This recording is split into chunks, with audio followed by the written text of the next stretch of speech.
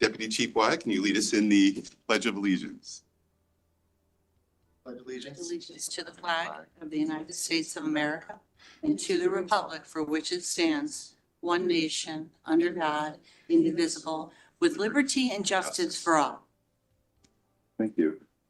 The first item, I'd like to make a motion to amend the agenda. I would like to remove from the agenda item number 22A, which is executive session with the town attorney, Philip Pierce, and Human Resources Director, Kathleen Simpson, to discuss a personnel matter related to the Office of the Registrars of Voters, possible action after executive session to approve an agreement with Brendan C. Holt, JD. May I have a motion? I'll second you made a motion. I'll second the motion. Move it and I'll second, or Move it. okay. It's come to my attention that we actually don't have an agreement that this item is that the parties are actually in agreement about moving forward with this, and so we don't want to waste the town's money on this item, which be over the course of a few months, so time and money, and so I just don't think it's worth doing. Any other comments? I had, thank you. I had sent an email to the town attorney and asking a series of questions regarding this item because I didn't think it should be in executive session because it's regarding publicly elected officials. And I thought that any discussion that would happen should happen in the public eye. So I guess we're not going to be having any discussion on this item at all in public or in executive session?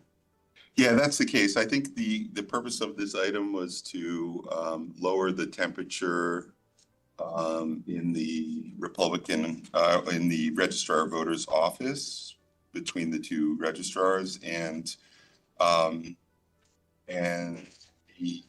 having this discussion in public would not do that. And I've come to, I don't think there's a commitment to actually move forward with this in the way that we had expected.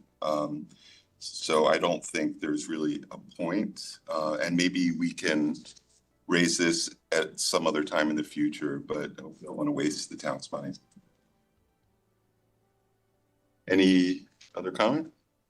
Well, I do think it is something that has to be addressed by the administration. Obviously, there are thousands of pages of documents that have been submitted to the Secretary of State.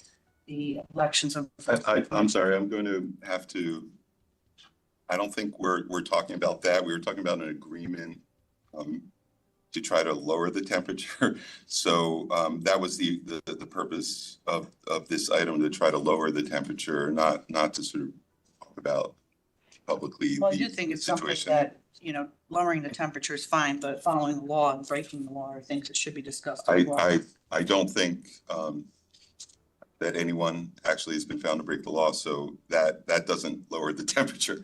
So yes, Christine. Well, just addressing the motion about removing this from the agenda. I don't want to go too far in discussing this issue because it's not noticed on the agenda, and I'm not really sure it's appropriate right now. So ask that we focus on the motion that's on the table. Any other comment from the public? Well, I'm sorry. I have one comment. You have to. I'm sorry. I'd go up here. Okay. My name's Jennifer Damon. I was born and raised in Fairfield. My concern is that the temperature in the room right now at the Registrar of Voters office is not just in regards to the current one, the current Republican one, but it's gone back for two other Republican registrars that had issues with the same. This actually is not a review of personnel. It's not a review of a person. It was trying to get a mediator. Mm-hmm. So I'm not going to allow you to talk about history here. This was purely about. Can we ask that he be put on administrative leave until the secretary? sorry, we're not going to discuss that. That's, Okay. you know, there are things. Well, where do you take our voices on this issue? Because this is number 4 that he has I'm investigated. sorry. We can, you know, take this offline. That's not a topic. Yeah. I thought it was our elections. That's why I'm concerned. This isn't about the election. It's not even about people in the office. It was about trying to get the people in the office to work it out. And this isn't exactly, these discussions were not part of, that's why it was going to be an executive session. So by bringing it at, you know, by trying to get it off the agenda, then having these discussions in public, it's the exact opposite of what we were trying to approve. Okay. When do you anticipate taking these discussions in public to hear from the public? It's this isn't, these are elected officials, so. Yeah. Elected officials that work for our town that are in charge of our elections. That's right. Yes. I can't answer that question right now, but Phil. Interesting. So I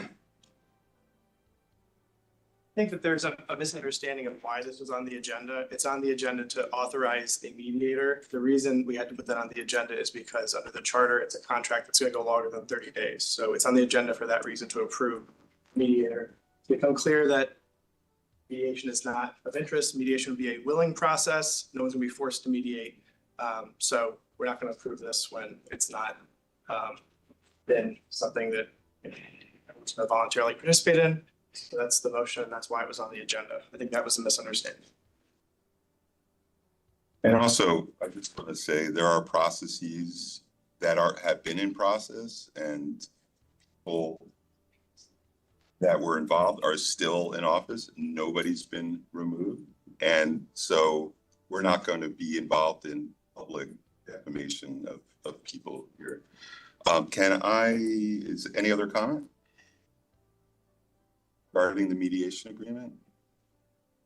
To clarify with the town attorney, so do you think that it should not be an executive session per my questions? Because I did send you a series of questions and I didn't receive a response. Yeah, so it's not on the agenda. Okay? I mean, there's a motion to remove from the agenda. So under FOIA, the affected employees can request it to be a public session. The public registrar did request it to be a public session. So had the parties been willing to proceed with the mediation agreement, had the discussion in public, but they're not willing to have the mediation. So, or at least one of them is not willing to have the mediation. So there's no point in acting on a mediation agreement that is not being voluntarily agreed to by the people that would participate. That's why the motion's being made to remove it from the agenda. Being in public or an executive session? Can you clarify? The mediation There wasn't an agreement to to mediate. give either public or. Mediation is not part of this meeting. This meeting was to approve an agreement to hire, for the town to hire a mediator. To go into executive session to discuss it though. No, the agenda item, Changed again? no. The mediation, the terms of the mediation would be defined by the mediator. We're not dictating that. The authorization by the Board of Selectmen would be for the town to pay for the mediator.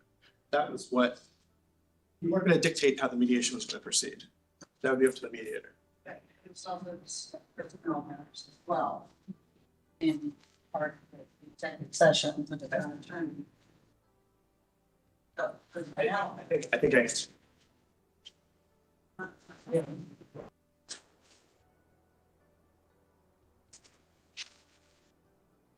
Okay. Any other comments? Being none, all in favor, say aye. Aye. Opposed? Abstain. Abstain. One abstention. Okay, the item passes. We're removing item number 22A from the agenda. Next item is the minutes. We have a motion, So moved. seconded. So the first minutes, January 3rd, 2024.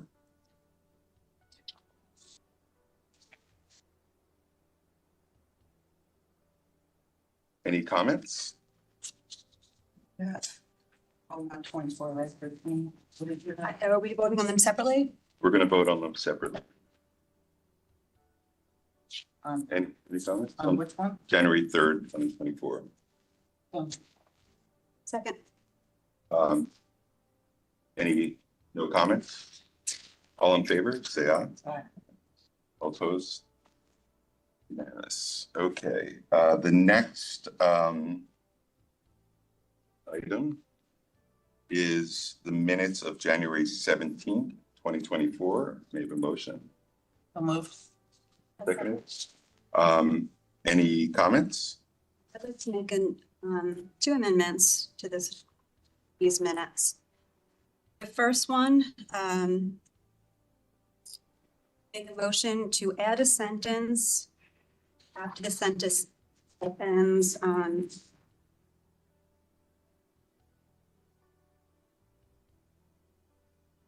and selectmen up to refer to section 21.8.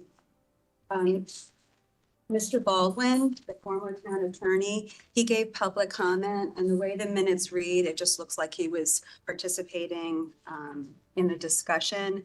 And just to be consistent with other public comment, I'm making a motion to add the sentence, public comment, James Baldwin, Mr. Baldwin, who was the former town attorney, shared that he didn't think it would hurt for this policy to pass, but also agreed with Selectman Kupchak that section 21.8 is similar. So just keeping the language, but really just adding the fact that that discussion, Mr. Baldwin gave public comment.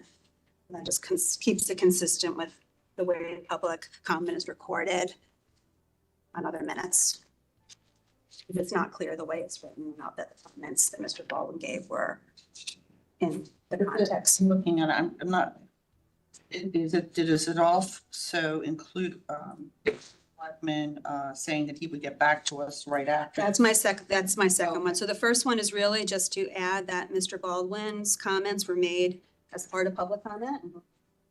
And I can do them both together, but I would figure we just do them. We do them together. Okay, and the second one was just in the context of, Actually, can we do them separately? Yeah. So any other comments? I agree with you that it should be noted that the former town attorney, James Baldwin, was commenting as a member of the public. Any comments? No, I mean, I just want to say for the record that, you know, I think minutes should just be very who's here, that kind of thing, because we obviously have FairTV now where anybody can watch anything. So never been much of a stickler about what the minutes said, but Yeah. that's fine. Yeah. and I struggled with it too in terms of making these, but really just for the public comment, just for clarity of how that comment was made. And you want to vote, so for taking it separately, you want to vote on that one? Yeah, all in favor, say aye. Aye. Unanimous. You have another, And my second motion for, also for these minutes, in the discussion on the hiring the lobbyist for our UI, the last sentence reads, Selectman Kupchak would like Mr. Gerber to share where the funding will come from when it's decided. I went back and forth of just striking that sentence completely, but instead opted to add more context to Selectman Vitale asked if the cost would be included in the legal line item. Mr. Gerber indicated it would not be coming from legal and indicated the administration would find it in other areas. Inserting that sentence, and then it would just end, Ms. Kupchak, Selectman Kupchak would like Mr. Gerber to share where the funding would come from when it's decided. Just adding that sentence to give some context to why Ms. Kupchak asked where the funding was to be decided. Well, I mean, it's just a normal procedure. Every Board of Selectmen meeting I ever presided over, I was asked a lot of questions about where every dollar was coming from and what budget line it was coming from. So, I mean, it should have been something we should have been told at the meeting. So I was expecting actually an email the next day to say it's coming from this fund. yeah, and actually, let me address that. Yeah, which the next day we were informed we were informed by this party, Gaffney Bennett and Associates, that they were backing out of the agreement because they received pressure from a party to withdraw because of a conflict, a perceived conflict. So we will not have Gaffney Bennett and Associates representing Fairfield as an intervener because of pressure put on them. So that is worth knowing as we have this discussion. And so it doesn't mean that we will be talking, we are talking to other lobbyists, and we will address, we will have this item. I don't know what the amount will be, but we currently, that contract is no longer in place. And it will come out of the legal budget. I was mistaken. I thought that it would not, but actually it will come out of the legal budget.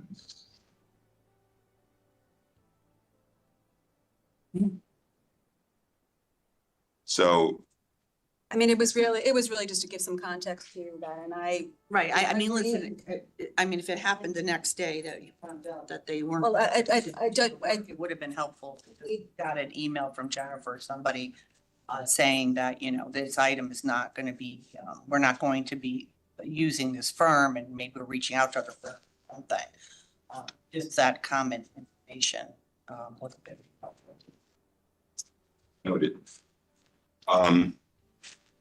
It's disappointing. We were looking forward to working with them, and they can't. Yeah, good. Hey, can we get back to my motion? Yeah. Well, I think, okay, well. Well, I'm not adverse to, to having this discussion, but it's more just, I was not even going down like that road. It was more just to put some context to you asking for more and, advocating for myself a little bit, because I agree that should be just, No, and ask the question about. and really just saying that I asked the question about some clarification, and agree that it's as Board of Selectmen should have that information. Do you want to read your motion again? or- Given that it's a moot point, I'm happy to withdraw the motion. I'll up to you. second that. All All in favor? in favor, withdrawing the motion? Aye. Okay. I would like to make a motion to amend item number 3. I received a call from Deputy Chief Waya, who after the meeting he said something Minutes? of the minutes, Board? the 24th. Okay. No, item number 3, Deputy Chief Waya called me up and said, no, it actually isn't the 911 hang-up callers. It is the regular the lines, the non-911 lines, hang up callers to be able to identify them with caller ID. And so he would like that reflected in the minutes. Good. So any comments? I'll second your motion. Oh, Fine. okay. Any comment, public comment? All in favor, say aye. Aye. Okay, thank you, Deputy Chief. I think, so to accept the minutes as amended of January 24th, motion, all in favor, say aye. Okay. The next item on the agenda is resignations. For a Board of Finance, Sheila H. Marmion, Fairfield Woods Road, term 11/21 to 11/27, signed on January 11th, 2024. And I would just like to say that she's a good friend, and was a wonderful board member, has served the town in many different capacities over the years, RTM, Selectmen, Board of Finance, and we're going to miss her a lot. And I don't know if anyone else would like to say anything. Her work just got too busy. So, thank her for her service over the years. On the Board of Finance, and appreciate that her work commitments are large right now, but hoping that maybe at some point we can put her back in maybe a different appointed board or commission. Thank you. Second is 4B, Employees Retirement Fund, John Mahoney, 520 Fulling Mill Lane North, term 11/22 to 11/27. Resigned on January 3rd, 2024. John has been on the Employee Retirement Board for 9 years. And his work schedule just got too busy to be able to continue on and give it the full attention that he would have liked. And we thank John very, very much for all his years of service. The next item is item number 5, appointments. To hear, consider, and act upon the following appointments. Board of Finance, Shane D. Penley, Democrat, 343 Sturgis Road, term 11/21 to 11/27. To fill a vacancy for Sheila H. Marmion, Democrat, who resigned. May I have a motion? I would like to say I've known Shane now for a couple of years. He's an extremely impressive person and also a very good person. And he, his resume is clearly makes it clear he's going to be a very, very good member of the Board of Finance. Any other comments? Can he? Yeah, where is Shane? Oh, hey. I didn't see you. I'm sorry. I was looking around. Yeah, Shane would like to say a few words.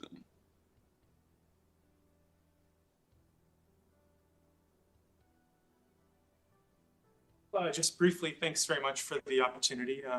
I'm really looking forward to be able to do some service to the town. It would be an honor. And I know there's a lot of hard work ahead of the Board of Finance, and hopefully I can bring some useful skills to bear.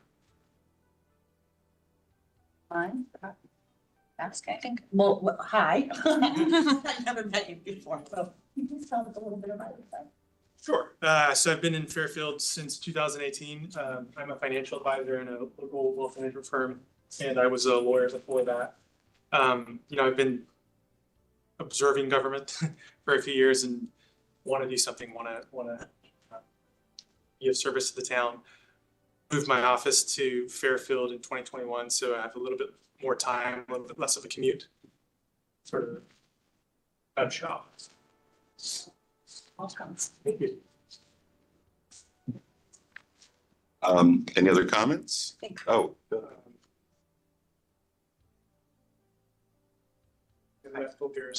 So I just looked at the agenda. I noticed that he's being appointed for. Oh, no, it's correct. I'm sorry. Through 25. That's right. Sorry. Any other comments? Public comment? Sorry, no, it is 27. The agenda says he's being appointed for the term ending in 27. Under the charter, section 2.5, he would serve until the next municipal election in 25. He served for 2 years. Hopefully you're still interested. I understood that. Yeah, so there should be a motion to amend it so that the term goes through 11/25. Thank you, Phil. And then it would be filled on that municipal election. Right. So I'll make a motion to amend the term date to end 11/25. So moved. so yes, so when someone resigns, So we should vote on it. oh, sorry, All in favor? all in favor? Yeah. When someone resigns from certain positions, the position then is open and is part of the next municipal elections, which in this case, 2025. So he would not necessarily fill the seat through 2027. He would, if he's interested, he would then run against, an opposition in the 2025 election. Any other comments? Thank you, Tony, for running. I think your skill set will be a great asset to the board of finance, and thank you. Any public comment about the amendment?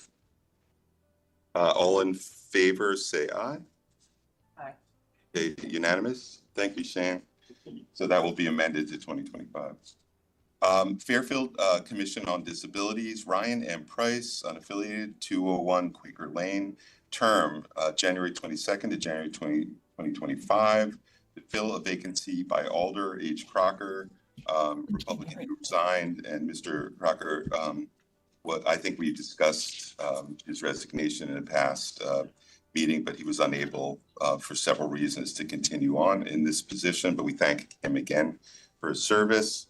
And Ryan, would you like to make some comment? Sure, yeah, thanks for having me here. Really excited about this opportunity. I've lived in Fairfield for 18 years now, 16 of which as an able-bodied person, and then 2 years ago I had a mountain biking accident and suffered a spinal cord injury. I was paralyzed from the chest down. So I think I'd have a unique perspective of kind of enjoying the town as an able-bodied person and now seeing the challenges of being in a wheelchair, and would love to be able to help make it more accessible and inclusive for everyone. So I'm excited about this opportunity. Thank you. Any other comments? Well, I would just say, I read your resume, and I'm very impressed that you're stepping up. And I can't think of a better person to be on. And thank you so much. Oh, sure, thank Really you. appreciate it. Mr. Price and I spoke on the phone briefly, and I agree. I think that your perspective will be a real asset to this commission, and I'm really looking forward to the changes for the positive that are going to be made due to your input. So thank you. Thank you so much for stepping up. Look forward to working with you. Any other comments? All in favor, say aye. Aye. Thank you, Mr. Carter. Thank you.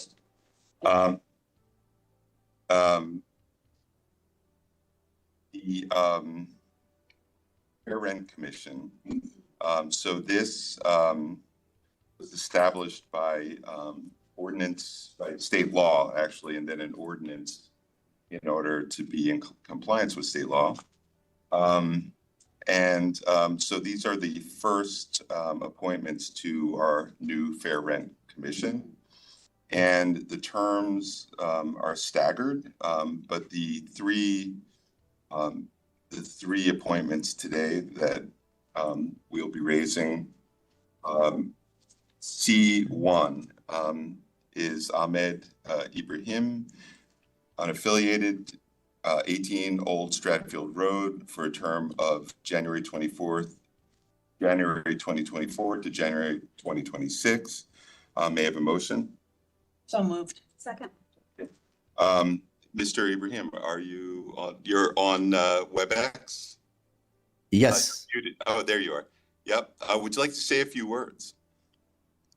Yeah, sure. I am pleased and honored to serve the town. When I received the email that invitation to volunteer, I thought it's a good opportunity to serve the citizens of the town.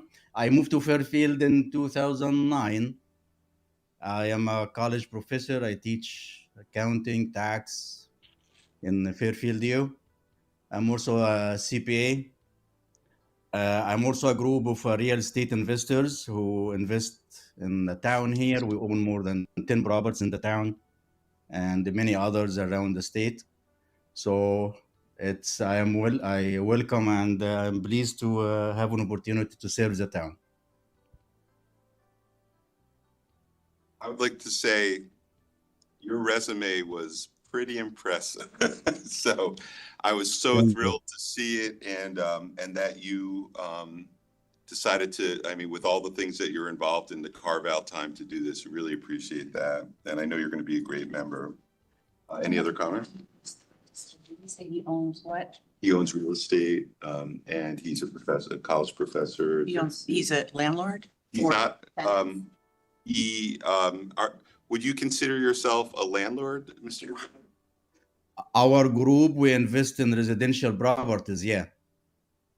So these are rental properties. He's a landlord for residential tenants in town? Can you hear, Selectwoman?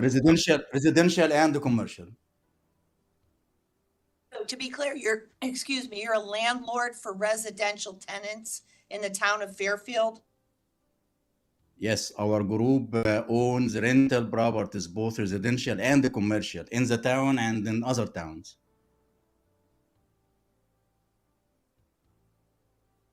The reason I'm asking is because the ordinance that the RTM passed required one landlord and one Right. tenant.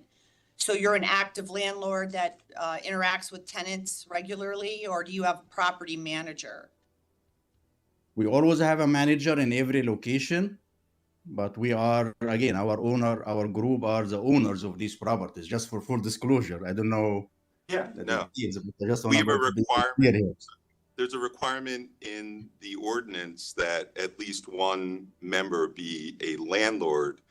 And I would, it doesn't define what a landlord, how that would, you don't have to be the property manager. I think you would be, the owner, but I assume, that you would consider yourself, well, an investor. Are you an active investor or passive?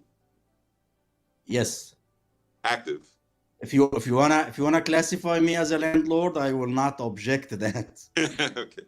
So we have a landlord, and he's of the three, he is the only person that in this group that fits that. These are the first three people. Right. And he is a landlord. So if I could, I did a little bit of an analysis, and I know that, I had asked Jennifer for other people who applied as well. And so I know that, I was in office when the RTM passed this, and they talked extensively about, having a landlord and have a tenant, because we think that their experiences would be obviously valuable. I mean, I respect you, sir. I just don't know about, an actual landlord who is dealing with tenants as opposed to a big investor that owns many properties. I don't know if it fits the bill. And I just wanted to also bring up that I actually thought that the whole commission would be populated at one time. And applicants who weren't chosen, there actually is a tenant who's a renter for 12 years that applied. And he's not on the list, and I just thought, we have some people who fit the bill, and then we have some who were chosen, and I'm not really sure what Well, the these are criteria were. Well, the criteria was whether they looked like they would be good members, but this is only three, so we need more. And it was such a large agenda and things, so we will be adding members, and so you should make your preferences known. And we do need a tenant. We could also have another landlord. So, Mr. Ibrahim just looked like he'd be a very valuable member. Really, that's it. So we will have to finish populating this. No, I agree. Listen, I think it should have been completely populated. I think the tenant, and I don't have priorities. I know that a couple of meetings ago, you brought up that you thought under my administration, I appointed 25% more Republicans to boards and commissions, and that you were gonna send the board an analysis of that. And then I had followed up with you. Just sent me a link to our town's website with. I don't think I said you appointed. I said there were 25% more Republicans than Democrats. That started before you under the two Republicans prior to you. So I don't care if they're Republicans or Democrats, and I did actually do an analysis myself, and I will send it to the board to show that the majority of the appointments I made over my 4 years were unaffiliated voters. And mostly they were not connected to either the DTC or the RTC. They were just people who applied in the town, average citizens who had a specialty or an experience that may be helpful to these. And I just felt like, when you read through the applications, one of the members that you chose said that basically they got a call from you and that's why they were on it. And then there's a renter who's actually lived in our town for 12 years, who's been an actual renter, which I think is so valuable. And I'm just curious why that person Well, that person, on the then you should agenda. recommend. And I don't care if they're you a should recommend- Democrat, actually, they are a Democrat. I don't care. I mean, I think that, and they're realtor too, an unaffiliated realtor, I think a realtor is probably helpful. Yeah. So I think just. we have a wanted to- diverse need on this commission, and I would love to hear your choices. These are just three of we still have to appoint two more and two alternates, right? So, Right. we can But I get did to it. want to just mention though, their terms though. So we have 2 3-year terms being assigned to just Democrats. So that seems a little like favoritism. Maybe it should be one unaffiliate, one Democrat because they have staggered terms. And I felt like at least the tenant should get a 3-year term because that to me is the whole crux of this commission, right? To allow people who rent property to, to have a voice, and to be heard. And I just don't understand why we wouldn't, or why you wouldn't, ultimately it's your decision, but why you wouldn't have put the renter up for one of the 3-year terms, as opposed to someone you called just, and asked to be on it, who doesn't really have is not a landlord or a tenant or any background in housing. I don't understand your math because we're going to be appointing, there has to be a landlord, there has to be a tenant, or at least they have to be given preference. So we're always going to have that. Right, but the terms, right? So I- there's 2 3-year terms. But we'll be replacing, But it's brand new. So there's 2 3-year terms. There's a 2-year term and a 1-year term.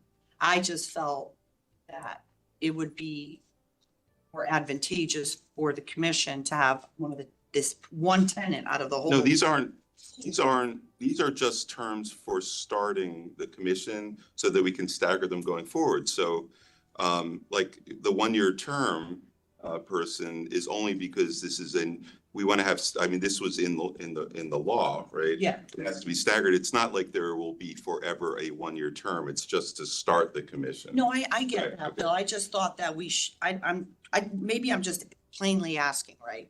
Why you didn't choose Charles Seeley, who's a renter in 12 years, for 12 years in our town, as one of the 3-year starting off gate appointments. Really, I just looked at the resumes and I actually didn't think about it.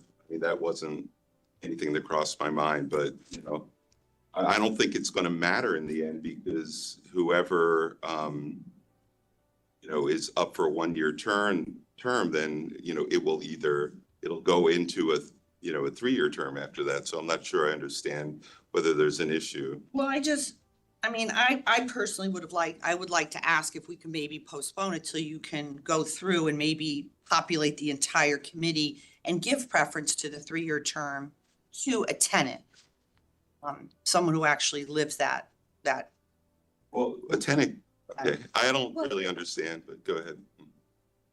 I also looked through some of the other resumes that were not posted with the understanding, and I agree that we have to make sure that was a priority, make sure we have someone who rented. And I think that we actually have more than one tenant of the group that has not yet been appointed is being put for us. But I think we also need to. Just one, from what But I read. I think that there might be, I think that Ms. Carpenter made a call Oh. and found out some additional information. Someone forgot to put down that they were a tenant, but, So I think. so there this- were some things coming to light. So We just this- wanted to hold off. So there was some new information, because I asked similar questions. Yeah. Offline. Would it be terrible if we just did postpone it and then maybe you reviewed everybody and kind of slotted them a little bit more equitably? Well, I think And then come I back with the think- whole group, like the think- whole population of them, populate the entire thing plus the 2 alternates? It doesn't hurt, to just, we could even do a special meeting next week on Zoom. I'd be open to doing that. I just feel like we should definitely give preference to a tenant. And I think they should get one of the 3-year terms. But I think that, a tenant is a tenant at this moment in time, but may not be a tenant next year. I mean, people's lives are variable. Well, this person's for 12 years. I mean, prices are too affordable in town. But I don't know. I don't see what the big deal is to just wait and just populate the entire committee and then they can be off and running because they'd have a quorum and. I'm gonna, Go. can we take a vote? Because I don't agree with you. I think we have people here. I don't see the value of that. I don't really understand your point because we're always going to have a tenant. We're always going to have a landlord. So it's going to roll over into a 3-year term once we get up and running. You have a point of view that you would like getting off to the gate that someone is appointed to a 3-year term. I understand, your point. I don't really understand in my heart why or how that's really all that valuable, but we can vote. Can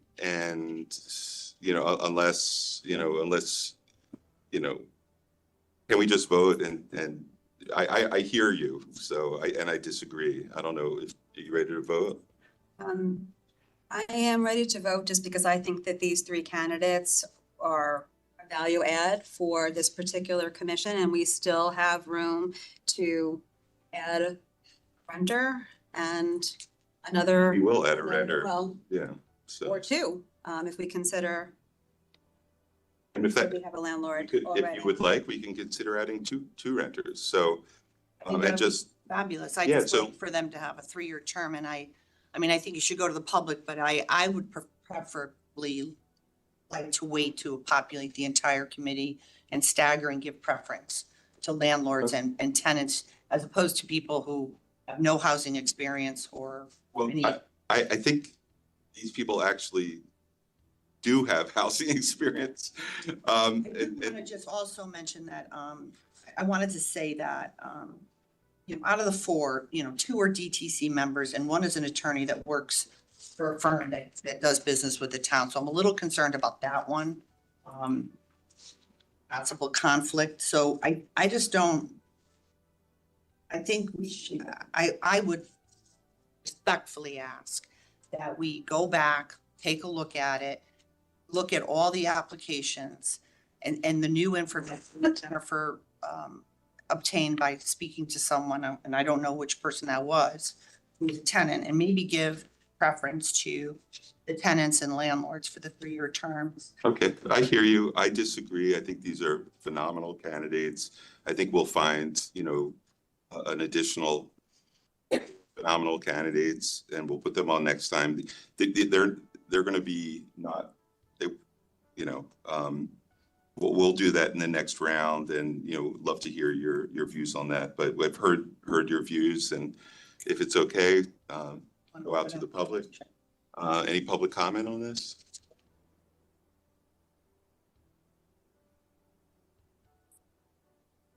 Hi, it's Sharon Fastilli. I'm not sure how to be recognized on WebEx. I apologize.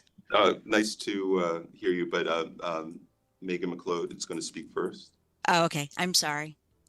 I'll be quick, Sharon. Megan McLeod, resident, and I wasn't planning on speaking on public comment for this, but I think for the edification of people like me who are trying to follow how this process works, and for those who have had the ability to read the ordinance, I think there's 2 separate issues here. One is the term limits and the staggering, which is a valid point, but the issue that I'm finding when I read the verbiage of the ordinance is that the RTM passed an ordinance that requires the priority be given to a tenant and a landlord.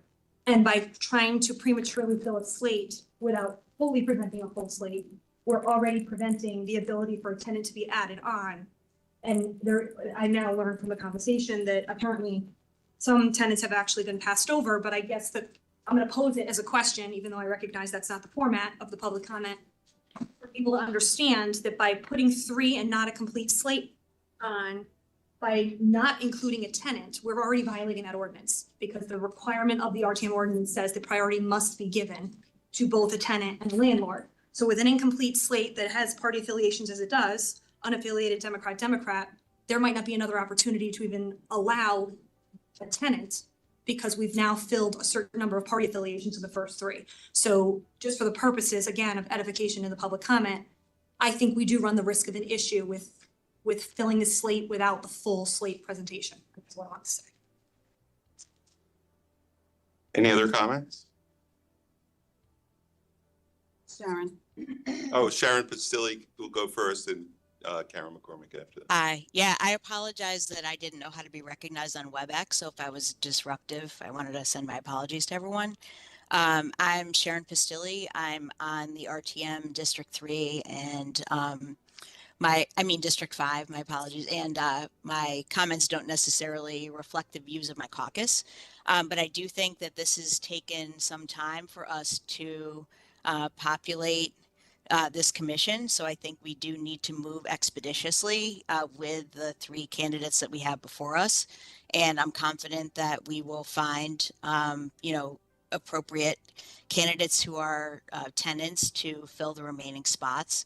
And I also wanted to thank those who have stepped forward for this really important commission and thank them for their time for the town. Thank you. Karen McCormick. Thank you, Sharon. Good afternoon. Karen McCormick. I reside at 305 Winnipock Drive in Fairfield. I'm a former member of the RTM in now District 3, formerly District 2. I was on the RTM when this ordinance was considered and passed. I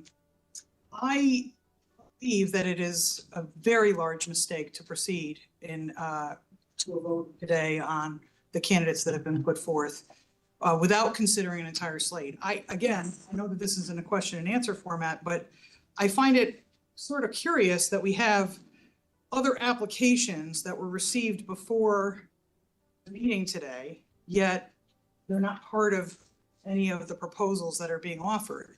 And if in fact there's a limitation, which there is under the ordinance, on party affiliation, and let's just assume for a minute, and I'm just going to make a potential argument that if there are no Republican tenants or landlords, and all the slots are already pre-filled by Democrats, and there's not enough room to give priority to a landlord and a tenant, then I concur with Ms. McCloud's comments that you're essentially violating the ordinance before you even begin. So what is the urgency in pressing for a vote today when you can take a week, look at the entire package of candidates, prioritize who should be considered priority under the language of the ordinance, and then do an appropriate vote based upon considering all the names? And perhaps part of the backup for this meeting, and I don't know that it's there, should be a list of all the applications and the credentials of the people that applied so that the public can see exactly who's being passed over to prioritize the people that have been put forth on the slate. I think that's the proper thing to do. I think it makes the most sense. There's nothing that's going to happen in the next 7 days that's so critical on this fair housing or fair rent commission that we have to act, or you have to act today. So for all those reasons, I think it's more than reasonable to postpone this for 1 week, give it the consideration that it needs. Nobody's commenting on the characteristics or the credentials of the people that have been proposed. Nobody's saying that they're not qualified. You just need to make sure that you prioritize who gets seated on this commission, particularly because it's a new commission and it needs to be done properly. And to do that, I think, is a large mistake. And quite frankly, it rings to me of some kind of political motivation. And I don't think that there's reason or room for that in this town. Thank you. Laura? I know.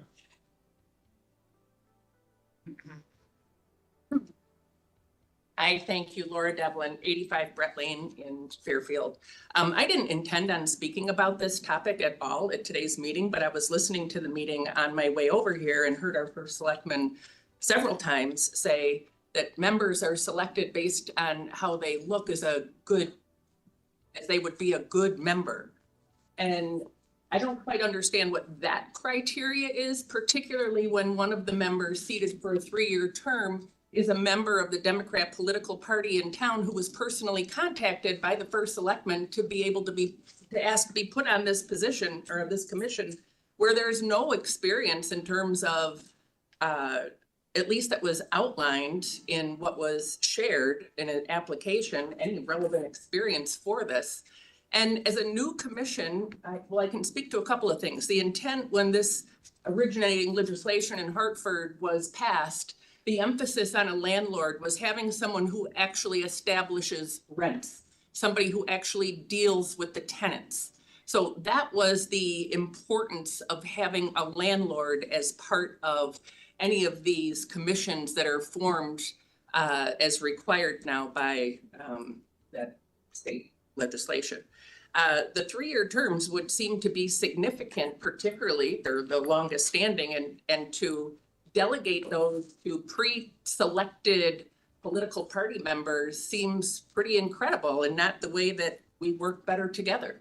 I would suggest or encourage that you consider populating this commission in full. I don't understand the urgency of passing just these few selected individuals, particularly because the committee won't be functioning until you get them all. And if you're having a hard time finding real landlords and actual tenants, maybe you communicate broadly with the new communication resources to those specific audiences. Say, we are looking for people with this criteria, and then determine what makes them a good member to join the commission. So I just wanted to share that, and those are my thoughts on that matter today. Thank you. Any other comments? So I just like say a couple things. One is I really disagree with everything that's just been said. Number one of the members we're appointing is unaffiliated. 2 of the 5 that we're appointing are Democrats. The second thing I want to say is this ordinance was passed in June of last year, and the past administration had 5 months to fill this commission and didn't.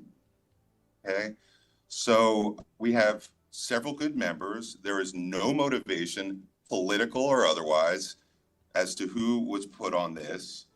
There are good people in the Republican RTC who have been appointed to very, very important positions in town.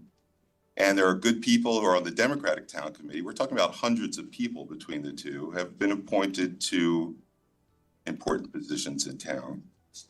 So those, I mean, I'm sure they're not meant to be insulting, but they are, to me personally. The other thing I'd like to say is that we now have 2 slots. We've got 2 Democrats. We have 2 slots to fill and another 2 for alternates. And there's going to be a landlord and a tenant. We do have a landlord, someone who invests in property.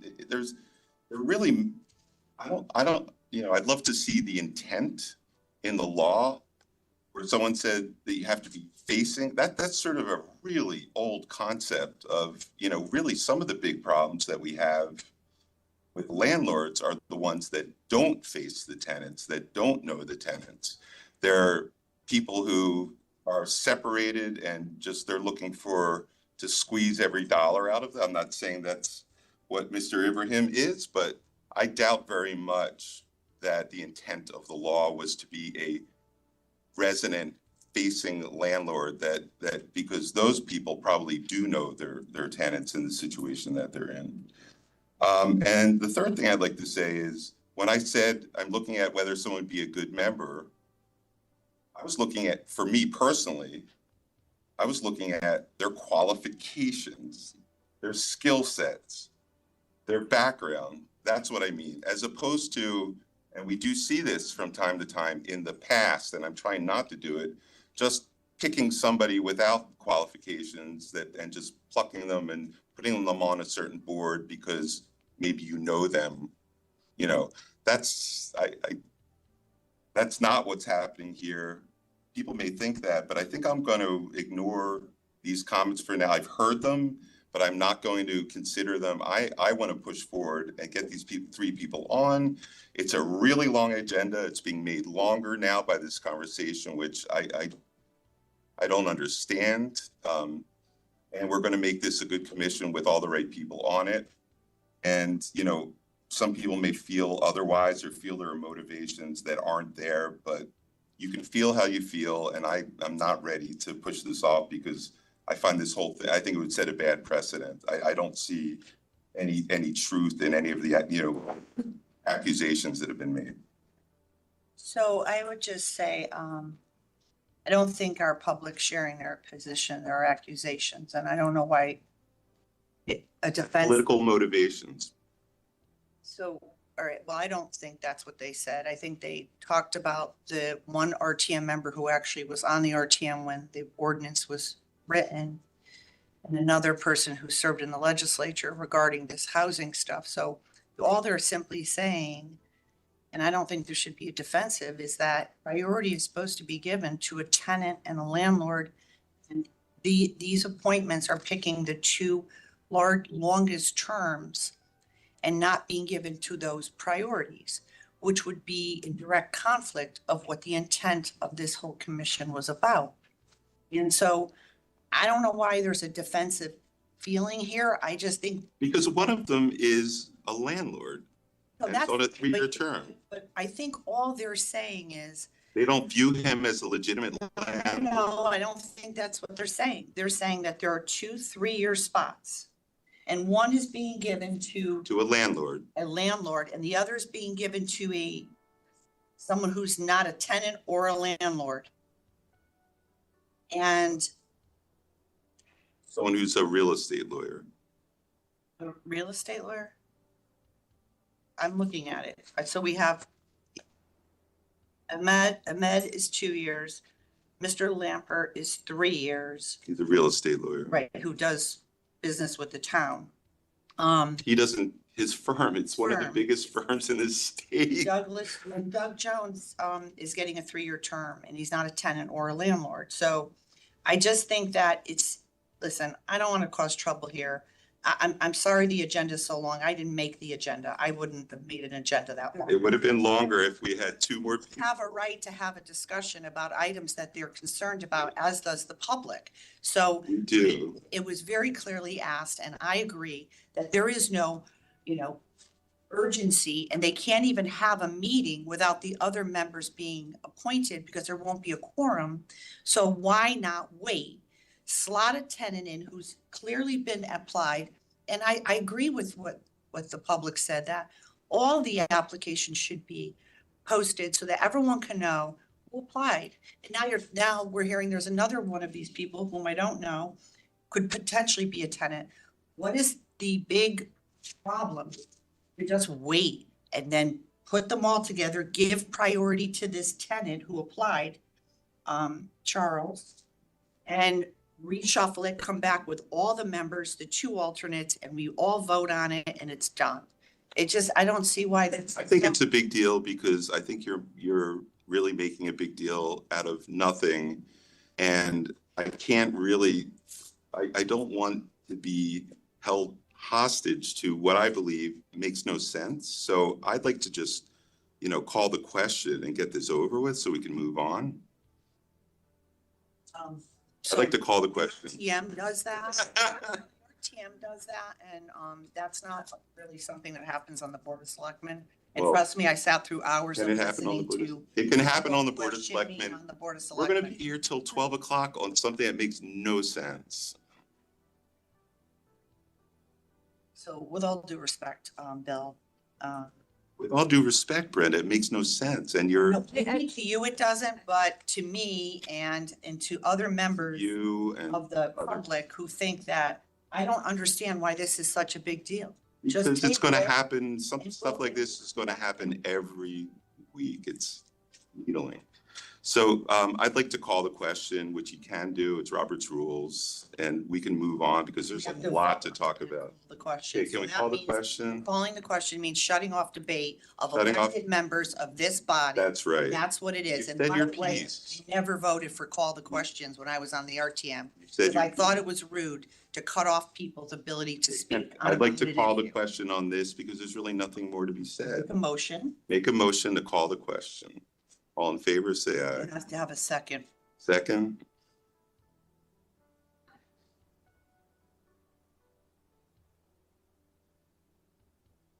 All right, I don't have a second. We're going to continue the debate. I did not get a chance to really speak. And we have one person, and I want to thank the people that are here today that volunteered and were asked to serve on this commission. I think that all are qualified.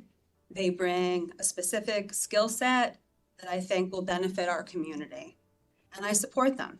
That said, I absolutely hear the concerns about wanting to make sure that our renters are properly represented on this commission. I think, 3 years, I'm less concerned about the terms because there's always going to be a renter. And it doesn't necessarily, having some variability on who that renter is, you can make an argument that that could be a positive also. So I'm not as down in the weeds on that one. But I hear you, and I hear the intent of the members of the public for just trying to advocate for that. I am not looking to push this off to 2 weeks, which is when our next meeting is. This has to go before the RTM, and I want to have for them to have some time to review it. I would just ask, and I know that it's really frustrating being a 3-person board in terms of the communication or the lack of communication that we can have offline. But I would just ask if you have a concern about this, like an agenda, because valid points are raised, just to reach out to the first selectman offline before the meeting, and maybe it could be before the agenda is posted publicly, maybe there could be some adjustments made then. I know that even is an FOI, but I mean, it gets to be Well, I don't get the agenda until it's posted, right? So I mean, listen, I'm not trying to be a fly in the ointment. I'm really not. I can't stand conversations that don't mean anything, but we did get 380 something pages on Friday. I did my best. It was like reading a novel. Okay. So the bottom line is I, had a chance to really review and take a look. And then I had to go back through the whole appointment thing because that whole system's new on the website and you can barely find, it's not like the old days where you should just come to your inbox and it was very simple. Now you have to go searching around and it's, so at any rate, my apologies for not, reading all of, but then I realized yesterday, I was like, wait, these people, there's a renter and he's not going to be given priority. And then I'm thinking, why wasn't he just appointed? It doesn't make sense. And so, listen, I'm happy to sign on to a special meeting, for, 10 minutes. If the other people are reached out to by the first selectman's office and they already applied, so they want to be on it. And I don't know what the political composition is supposed to be because I didn't really read that part of it. I don't care if I don't care if it's all Democrats. I don't really care.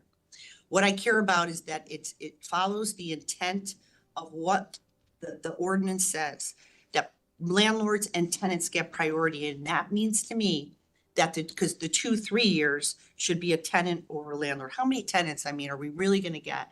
I actually remember we had trouble because I remember talking to Mark about this. I'm like, how are we even going to find a landlord to serve on this? I didn't think we'd be able to. So that's why it took a long time. Plus, you're running a town. There's a lot going on. But the bottom line is you want to follow the intent of the law, and the intent of the law is to give priority to the tenant and landlord. And I just want to make sure that we're doing that. That's all. And I'd be happy to sit on. I'll jump on a special meeting tomorrow if you guys want, or Friday or Monday, whatever you want to do. And the people who have already applied, they're here. There's 1, 2, 3, 4, 5 people who were not chosen. And frankly, they're unaffiliates Democrats. They're, so it's not like I'm pushing this agenda that I want a Republican. There's no Republican that even applied, to my knowledge. I just want to do it right, the right way, and 100% want to give priority to a tenant. And I don't necessarily think that, who's voted on first or the 3-year term is giving priority. I think that we need to make sure that we can't pass them over, and I don't feel like we are necessarily passing them over, and we just can agree to disagree. But I think the longer term priority, that's, I think, how you would gauge priority, right? If you give someone a 1-year term, if you came to work for me and I give you a 3-year job and I give the other guy a 1-year job, obviously the 3-year guy gets a better deal because he's getting a priority. I'm just saying that I think we should pull back come back and do a special meeting, populated, we have the people right here. They applied. I appreciate that, but Maureen, Greenberg, Davis Miller, Charles Shelley, Carl, very hard to pronounce last name, and Betsy Eric. These are we have it. We have the whole thing. I'm ready to vote in support of these three today. And I thank them. They've been with us. They've taken out of their. No, I feel bad for them, but I honestly, I just feel like we're violating the spirit of the ordinance by not giving priority to a renter. And these 2 3-year terms are not renters. And we have one who applied. So I mean, I'm gonna abstain because I think we should do it, when we're doing things, we should just do it right. And it's not political, and I'm not trying to be difficult. I'm just trying to make sure you do things. I appreciate that it's not political. Some of the comments, indicating that you're part of the DTC made it sound that there was a thought that these people are putting. I mean, it doesn't look great. They are 2 members of the 3. I think we have a politically active community, so. I don't know what to say, but I mean, the terms aren't terribly meaningful, that they're not limiting, as far as I know, they're not limiting their service, are they? I mean, Well, they can be reappointed. What does priority mean? What would priority mean in this instance? Yeah, What they're is not, I mean, priority? it was just a matter of appointing 3 people. I mean, like you said, we're very busy, too busy to appoint the people on this commission because you were running. They said you have to find. So what I'm saying is the reason I'm You have to appointing find a tenant. people, the reason I found 3 people to be on this commission is, and why I'm doing 3 this time, was because my time has been very limited too. I came into a new budget season. It had nothing to do with who is what or what, there were the 3 people I had a chance to talk to. And there are other people that are tenants that are going to be on. We can do that next week. If you're willing to do a special meeting, we'll do that on Friday. We'll do it tomorrow. We can appoint the remaining people tomorrow. I think people are ascribing motives to this that do not exist. And that we're going to look back in a week and wonder what the heck we were talking about. So I'm ready to vote. And if you want to say more? Okay. Okay, so all in favor of Mr. Ibrahim, say aye. Aye. All opposed, say no. Abstentions? Abstain. Okay. The next member is Thomas Lambert, Democrat, 729 Burroughs Road, term 124 to 127. We have a motion? So moved. Second. Okay. Mr. Lambert, would you like to say a few words? Yes, good afternoon or good evening, we might be into now. Tom Lambert, I just want to thank you guys for considering my potential joining of this commission. Housing is a issue near and dear to my heart ever since I was on the RTM when my term just expired in November. I was one of the co-sponsors and authors of this particular ordinance. I think that it is tremendously important to have a town of Fairfield that is affordable for people to live in. I myself have been born and raised in Fairfield, been very, very lucky and very blessed to have grown up here and to have benefited by being here. So much so that I moved back to Fairfield after spending time away at college and law school and living in Stamford for a bit.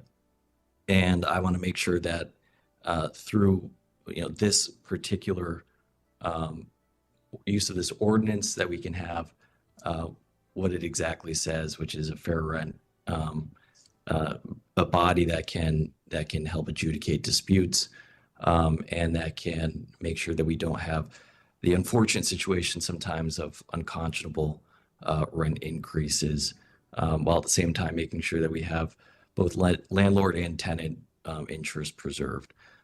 As far as background is concerned, I'm an attorney at Pullman and Comley.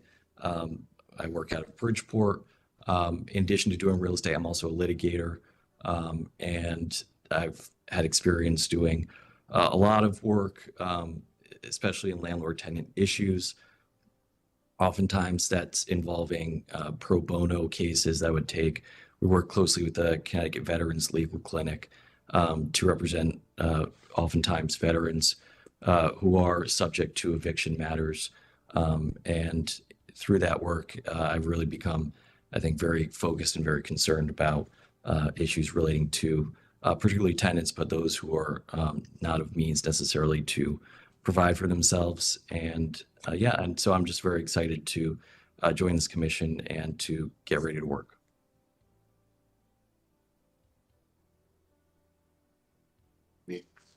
Any comments from the board? I just thank Mr. Lambert for stepping up to serve. I think that his professional experience and just love of Fairfield and dedicated to this cause will be an asset to really getting this commission up and running.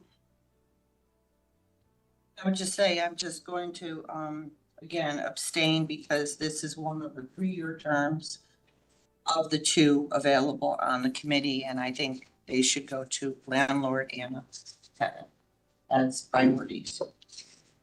I'd like to say, I didn't know until I got your resume, Tom, that you're an Eagle Scout and that you're a member of the Raymond E. Baldwin American Inns of Court, but also considered one of the best lawyers in Connecticut since 2020. So I will be supporting you wholeheartedly. Any comments from the public?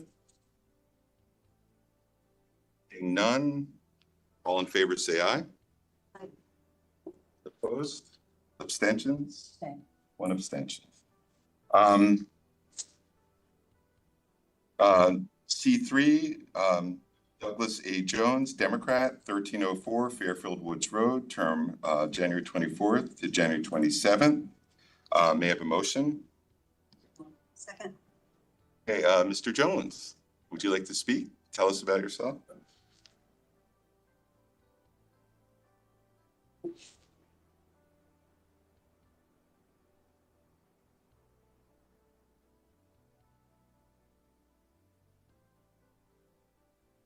Hi, I'm Doug Jones. Lived in town for 37 years. I have been an appointed or elected official in town for the last, this is what, year 2000? 3 terms on the RTM, School Building Committee, the Greater Bridgeport Regional Planning Agency, which is really exciting. Yeah, actually, that my longest building committee was board roof check that took 4 years. In terms of the legal aspects or the business aspects, I can't say that I have a ton of experience. I spent several years renting in New York, in Norwalk, in Westport, and here in Fairfield. You got a landlord that have to deal with? That's some experience. Anyway, this fair rent concept is related to, at least to me very clearly, to issues relating to affordable housing. And I think that it's an issue that needs to be addressed in town, throughout Fairfield town.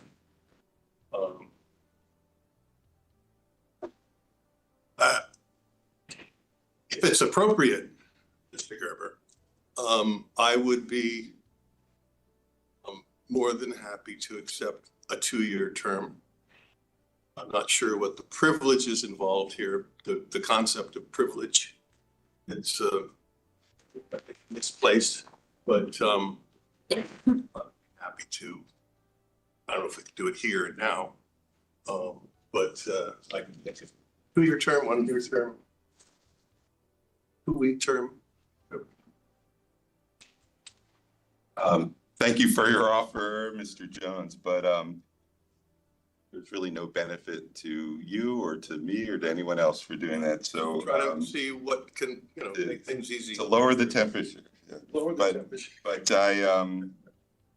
I don't think that's necessary. I think you're going to be a fantastic member. I've known you for a long time. What I found with you is that over the years, you are an extremely ethical person, but you have told me at times if I was drifting too far to the left, then you say, come back to the center. If I'm drifting too far to the right, come back to the center. You did that. You always had a very centrist view of, in my experience, of budgeting and what was appropriate and what wasn't. So I think you're probably really well suited for this commission because I don't think you're going to drift one way or the other, and that's what I liked about you. So being on this commission. Any other comments? Thank you for that offer. To try to, not going to take you up Which on. says a lot about him. I think that actually says a lot about you as a public servant, and I appreciate that. I think that you're just wealth of experience, both serving as an elected and appointed official will be a real value add to this commission, and I will be supporting you. So thank you for volunteering to serve our town in this new capacity. And then as your neighbor, nothing personal, dear. What? Nothing personal. Have Gonna get a coat of paint next spring. However, I think I've made myself clear. It's nothing about the people. It's about how I think the process should unfold. No, I understand. Nice to see you. Any comments from the public? Yes, I have comment. Who is that? I have comment. This is Pamela Iacono. I have a comment. Go ahead, Pam. I really am, it's very frustrating listening to the board have a discussion and miss the point of the ordinance. The ordinance very clearly states that priority shall be given to a landlord and a tenant. If you had an applicant fill out a form and they indicated that they were a tenant, if that person is a Democrat, they now cannot be appointed because you have filled your slate with Democrats and they are blocked out and you neglected to give that person priority. Secondly, if you go on to read the ordinance, you cannot have a tenant or a landlord be an alternate, and that is all that you have left. That is the point of the conversation here. And no one here seems to be able to drill down on that who is arguing against the motion to postpone so that you can listen and look at all of these applications in totality and understand everybody's qualifications. So you are making, in my opinion, a grave error here in that you are ignoring and discounting what the ordinance says. It's not about personalities. It's about the people and the applicants. And you're ignoring a tenant who applied, and I don't know what their party affiliation is, but if it's Democrat, you can't appoint them anymore because you just filled all your slots. So I really urge you to please put this aside. Go through all the applications in totality and make your appointments accordingly. It's not fair to the people that sent in their applications. Thank you. Do not act on Mr. Jones's application at this moment. That is my encouragement to this board. Please do the right thing and read the ordinance. I for some reason, I think there's some sort of, I'm not sure if people here understand that we just are appointing 2 Democrats and 1 unaffiliated. I'm not sure why there's this perception that we've appointed 3 Democrats, which isn't the case. So we have 2 slots left. we have one landlord, and for the remaining 2 slots, we need to find a tenant, of which we have a few. And I just haven't had a chance to call them yet, which I will do tomorrow or the next day. It says on your So- agenda, you have Richard Roll, who is a Democrat. That's what your agenda says. No, you must have an old agenda. He was taken off. He was on the original, he looked very qualified, but I guess. We have a got- number of very we got qualified. Like 3 revised changes over the last like 24 hours, so Yeah, we tried to get it out earlier. Maybe Richard that was, Roll was on earlier, so that might be the confusion. that might be the confusion. You were looking at a old agenda. I think just going back to the point, I don't know why we can't just postpone this and do this next week and populate the whole thing.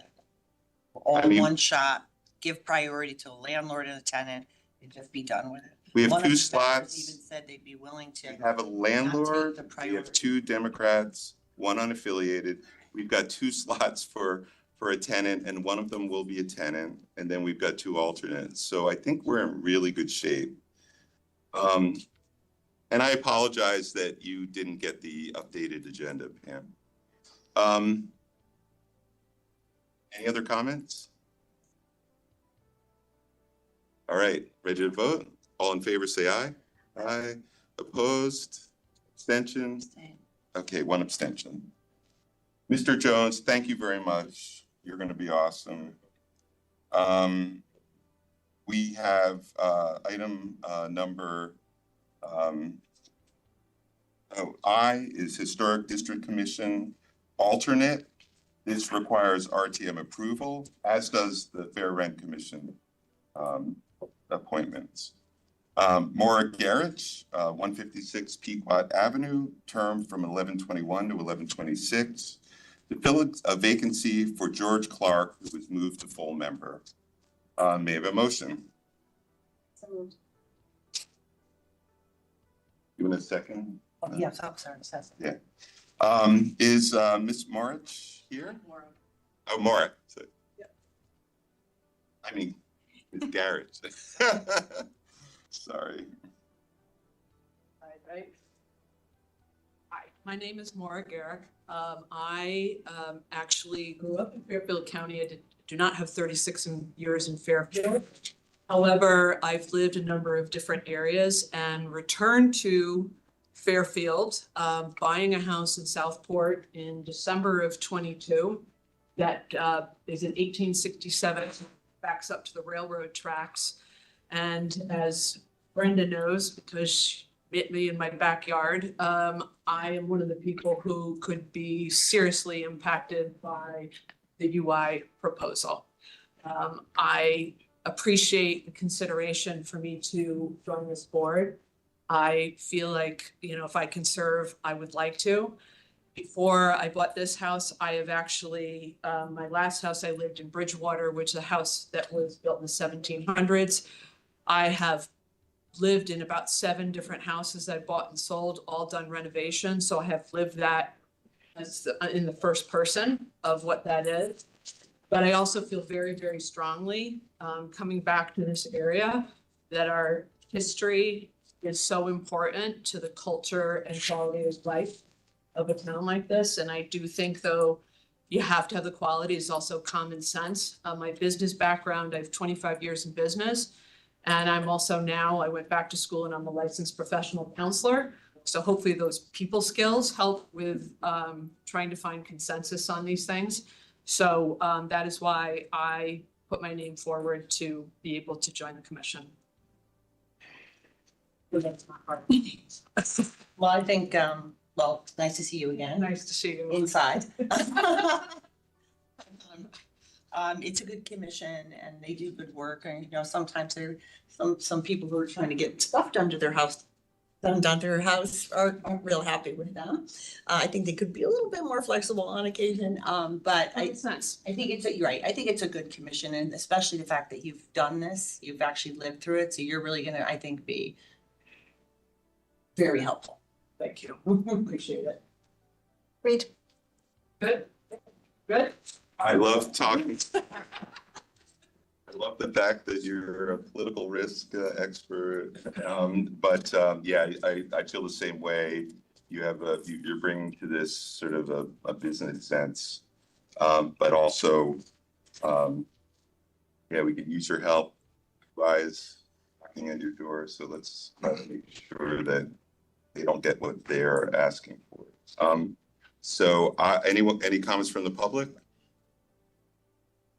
Seeing none, all in favor say aye.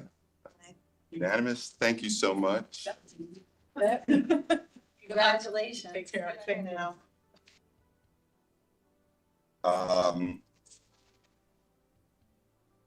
Take care. So the next appointment is a first selectman appointment. So this is for information only. For the Employees Retirement Board, this requires RTM approval. Nicholas D. Leeper, Democrat, 75 Sherman Court, term 1125 to 1127. And this is to fill a vacancy left by John Mahoney, unaffiliated, who resigned. And if anyone gets a chance, I'd urge you to look at Nick's resume. He's going to be a hugely important member of this committee, of the Employees Retirement Committee, because while we do now, thanks to a direction of people currently on these boards, have a more passive approach without taking a lot of certain types of risk. We do have allocations to alternative investments, and Nick really, we felt in discussing with a lot of different people that he really is, of the people that I saw whose resumes I looked at, really an excellent choice to help advise on some of those, to make sure that we make the right decisions, or at least guide our investment management company into making the right decision. Any other comments? Agree. All right. Thank you, Mr. Leeper, for. Thank you, Mr. Leeper. Is Nick on? I am here. Hey, Nick, can you say a few words? Yes. Yeah. So first, I want to thank the first selectman for consideration to serve on the Joint Retirement Investment Board. And I'd also like to thank the chair, Carolyn Trabucco, for her time discussing the role with me. So to quickly introduce myself, I'm Nick Leeper. I'm a 10-year resident of Fairfield, and I'm managing partner of RJA Asset Management. We're a Connecticut-based investment advisor, primarily serving pensions, endowments, and foundations. I'm also a graduate of MIT, and I'm a CFA charter holder. So I understand pension funds are extremely important, not only to the beneficiaries, but they're also a substantial responsibility to the town. They must be managed prudently with risk management at top of mind. And I think that my experience and insight gained working with institutional investors, which includes public pensions, can be additive and beneficial to this board. So I'm really looking forward to the opportunity to serve our community if approved by the RTM. Thank you, Nick. Okay, I'm going to make a motion to move. I've just been told that Angela's Papa George has to leave. And so item number 13, just item 13. Item 13 is the only item. Wait. Item number 13, if we could move that next after. Was it not 13? Hmm? Number 12. Number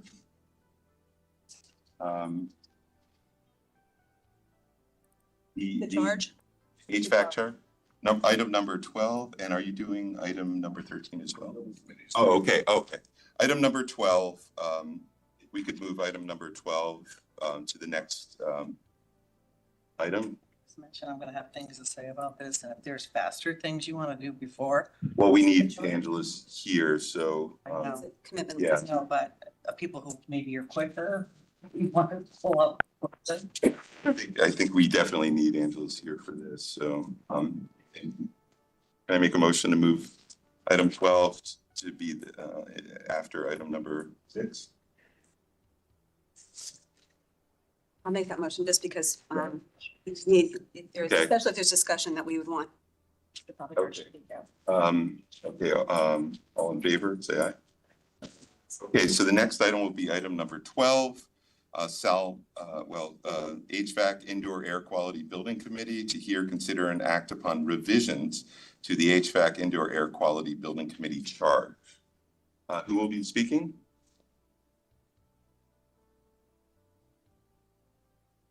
Good evening, everyone. As you saw on the agenda, this is to change the charge of the Indoor Air Quality HVAC Committee. What we just like to do is add to the charge the additional schools. As you know, through the budgeting process, it was prioritized that the seed money be approved, which it has been approved now for planning of those additional schools so that we can put better numbers and better budgeting. So in order to do that and be filed as a state so that once we try for reimbursements or grants, we need the building committee appointed. So if you're asking that the charge be extended from just the phase 1 to the phase 2 through 5 of this project to the existing building committee at this time.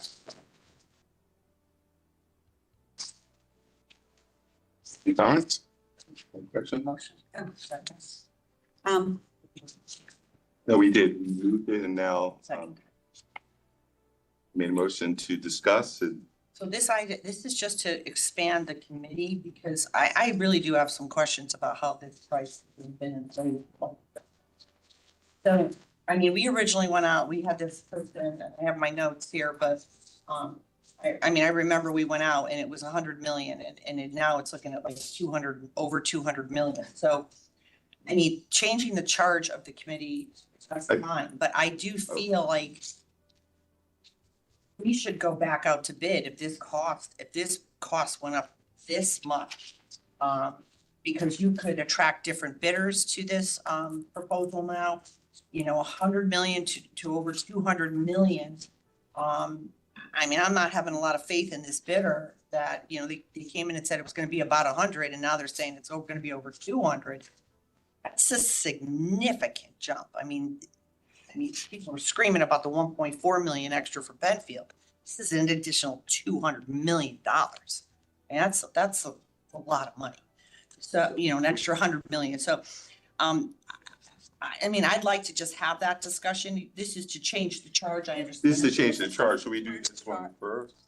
Right. I mean, we're going to be talking about this next, but, changing the charge obviously expands it to more schools and then the price goes up.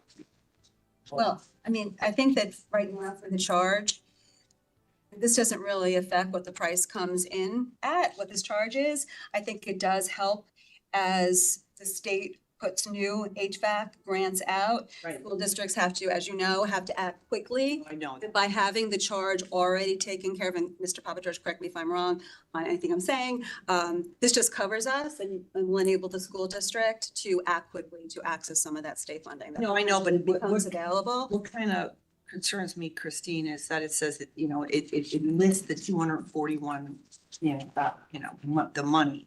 And I know that if you just look at the backup, where we moved it somewhere here. Not in the charge. You're talking about No, not the charge, but in the, I think we're gonna need to come back and have a discussion, about if this should be going out to rebid. This is all website stuff. So, do you have anything you want to say about that? So for item 12, which is the charge, would be Here we go. part of that is so that the building committee can start working with the seed money approved to get better numbers for the pricing and have that ability to go back out to bid for the other phases of this project moving forward. So tell me if I'm wrong, Mr. Papageorge. It was my sense that part of the issue with the first phase was that you were in a rush. You kind of pulled numbers together at a very high level from someone who really just did a walkthrough in a rush to get grants. And it turned out those numbers were off. So by doing this now, we would have better numbers that would allow us to have a better. That is correct. So they use high level numbers to pull the numbers together for the initial ask for phase 1. We now have the seed money set up for phase 2 through 5. This would allow the building committee to meet go through the building, hire or go out to bid for a design architect company. There's one on for phase one, but they can choose to use them or choose to go back out to bid and get better pricing for the rest of the phases. So there is opportunity there, but we'd like to have the building committee in charge from the beginning. And I kind of felt that one of the Board of Finance in particular and the RTM really push you for like to not do that again, to have those very preliminary numbers just based on square footage and things like that, because it ended up being way off because they need to actually get into the ceilings and all that kind of stuff. So, and that's where the seed money comes in. Where in past, that's the way we've done it, is we ask for the seed money ahead of time. We get a full charge. We get the full understanding. We don't just use that high level money when we're talking about getting grants, but because of the grant opportunity came out, we did have those high numbers, so we did apply for it with those numbers. Right, but 12 and 13, right? So just to be clear for the public's edification, if they don't have the agenda in front of them, 12 is to change the consider. Where the building can charge, right? 13 is about entering into a contract with engineers for a considerable increase in this cost now. So, I mean, I think we should go back out to bid because of the amount that's being proposed. I mean, this is significant change. $241,000? Right, but to that engineer who gave us the original cost. I think this whole thing, because of the inflated Oh, I cost thought of- you said 241 million, but 241,000. Right. To do the work.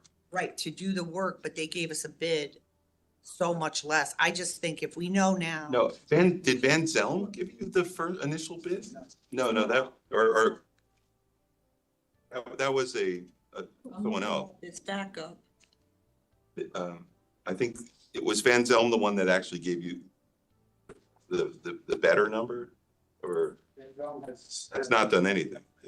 Who gave us the number? The 16. The original building walkthroughs was a company referred to Silver Petroselli. Oh, Silver Petroselli, right. Yeah.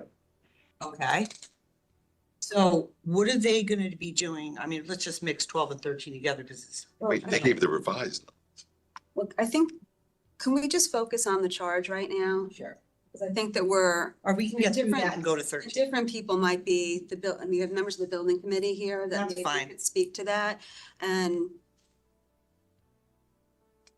when weather related, I think that we can move forward with the charge. But this is a revised fee, so, you know, originally. If the charge does not have reference what the cost will be. It's really what they're charged with doing. Right. So if you're okay with the charge. Yeah, the charge is Okay, fine. okay, why don't we Let's do that. do that for, okay, any other comments from the board? Would anyone from the public like to talk about the charge? Seeing none, all in favor, say aye. Aye. Unanimous, so the charge has been changed. Thank you, Angela, and hope you enjoy. Are you gonna stick around for a little while? We got 13. So, are you speaking on 13? Committee is here. You need to be here because we can move that as well. It would be helpful if Angela's were here. Based on some of the questions. Okay, you want to make a motion? Make a motion to move to take up item number 13 next on the agenda. Seconded, or Ms. Kupchak, seconded? Yeah. All in favor, say aye. Aye. Opposed? No. Okay, item number 13.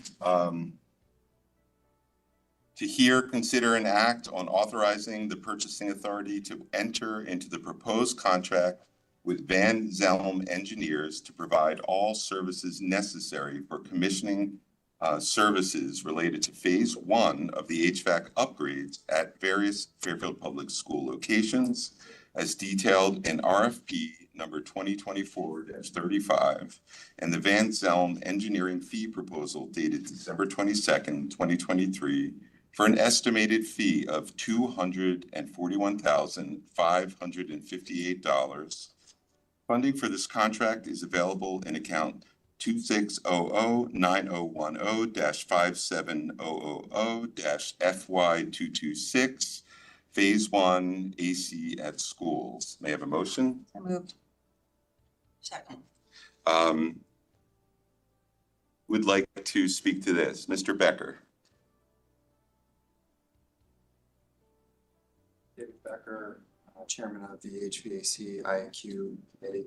So this is the contractual piece for the commissioning services. We're looking to get them on board so they can be a part of everything as we're now heading out to bid actually this week. So there was a question, I think, only on their contract, if you're referring to the revised numbers on the contract. We did have quite a few bidders, and when we went through working with the purchasing, and there's a full, or you go back and listen to the website for anyone who's interested in viewing it. We did work through and determine that we felt that through the RFP process that this was best fit for what we're trying to do. It did, there's quite a bit of a swing between our assumptions, the time on different items, and we felt that theirs was actually more realistic. And when you extrapolated out the hours and the items and the rates, it actually was actually very close from a rate perspective. So we decided that we voted for Van Zelm, and we asked the purchasing department to then go out and work with them on bringing them in line, discrepancies between the hours and the rates so that we're still, compliant on the RFP. We actually felt that the next choice, one of our concerns was actually that they would probably overrun on their hours, and ultimately end up in a similar cost position. And we wanted from the very beginning to make sure we had the costs in line, and we didn't run into right from the get-go. We looked at meetings and said, well, one of them is budgeting, certain number of hours. Realistically, we think it's actually this number of hours, and when you extrapolate out, it's very similar cost-wise on an hourly basis. I think that's more what you're referring to, and I did want to clarify it was TTC, not Silver Petroselli, and there's so many variations in it, and that was, go back to the reported. Is that a Texas or something, or do you know? That predates the committee, so when Right. we went into the stages of all this, and we did take a sense of the body to get to phases 2 through 5 and be involved very early. Yeah. So we were in favor of it as a committee, is to sort of avoid what happened, by being engaged early on. So. Can I ask, so the timing, if this is approved, what would be the timing for them starting their work? It's, like right away? And how long would they expect to take to do their, So their portion actually runs really all the way through the project, and actually with a little bit of legs past it. I mean, they're an integral part, really ensuring that in the end our work product from everybody at every stage, all the way from specs to vendor work, all delivers exactly as it is supposed to, and that we're covering our base as far as that work and expectations, punch list items. I mean, so you want them, again, we've trying to move these pieces and stay ahead of the curve to make sure that we can get into the schools over the summer so that there's minimal disruption at the building and whatnot. So, ideally they would have actually maybe been earlier engaged, but this is the timeline, and working through, and purchasing did a phenomenal job, in a time crunch to bring it to this stage, but we've been kind of clamoring for them since, I think, late November, early December, and it's time. Just to be clear, this is already bid out. Correct. But then they came back and they're saying that the cost is gonna be twice this much. No, that was, so we did a split, which didn't involve costs, and had, I recall it was two for the RFP that we moved forward. And then the costs were opened up between the two. And one of them was at one pricing and one was at another. And we decided to award to Van Zelm, who had already placed within two, I believe, of six with this other vendor. And we determined that that particular Van Zelm, the vendor here, that they were closer in line with quality for what this project was going to end up being. So the other vendor was at a lower price, but then attached an hourly number to it. So if we went over 4 hours on a meeting that they had projected, it started accruing at that hourly rate, right? So we said, Van Zelm, when you looked all the way down the line, part of the reason that they were higher was they were actually using what felt were more in line time frames for each of the items. So as you went through, and so we asked purchasing to actually ask, I believe, them to bring it.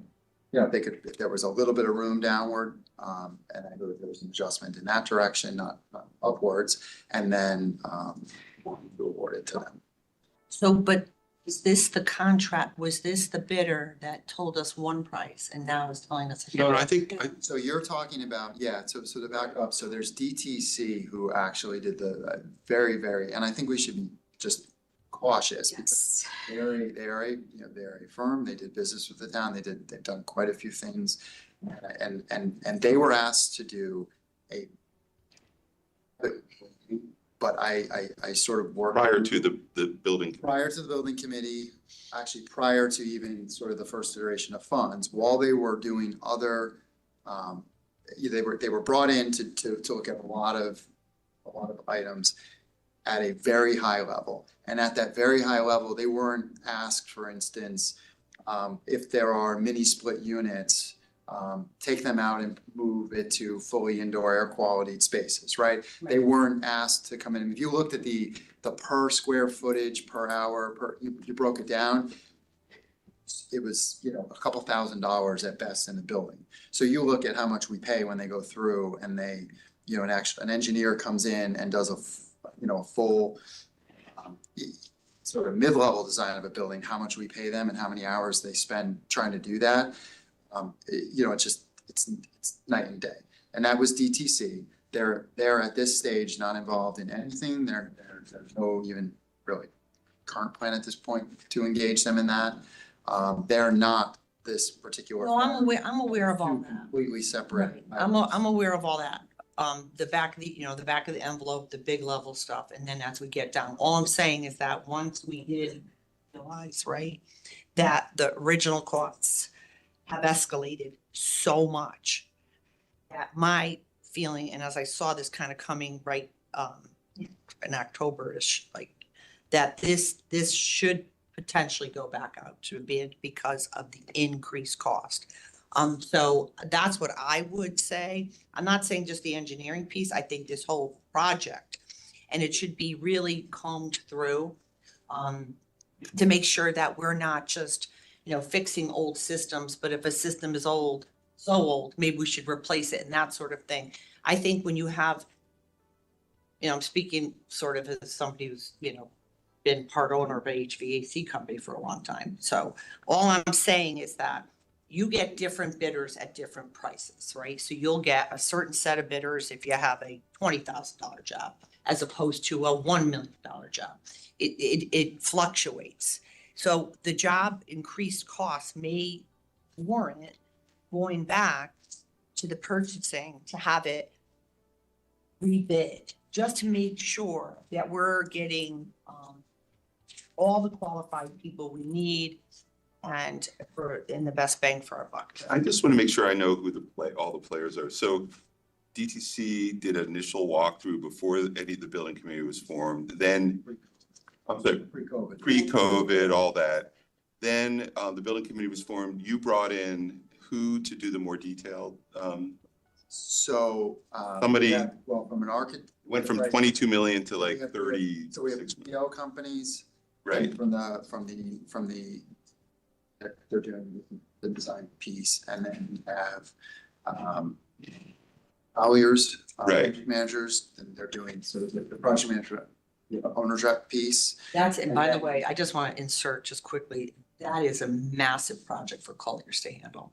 I mean, I think you should probably bring in somebody like a retired, HVAC person to assist Colliers, because I actually think it's over there. I think it's too much for him, to be honest. So I think that one of the things that this would not be necessarily item 13, it would be closer to item 12.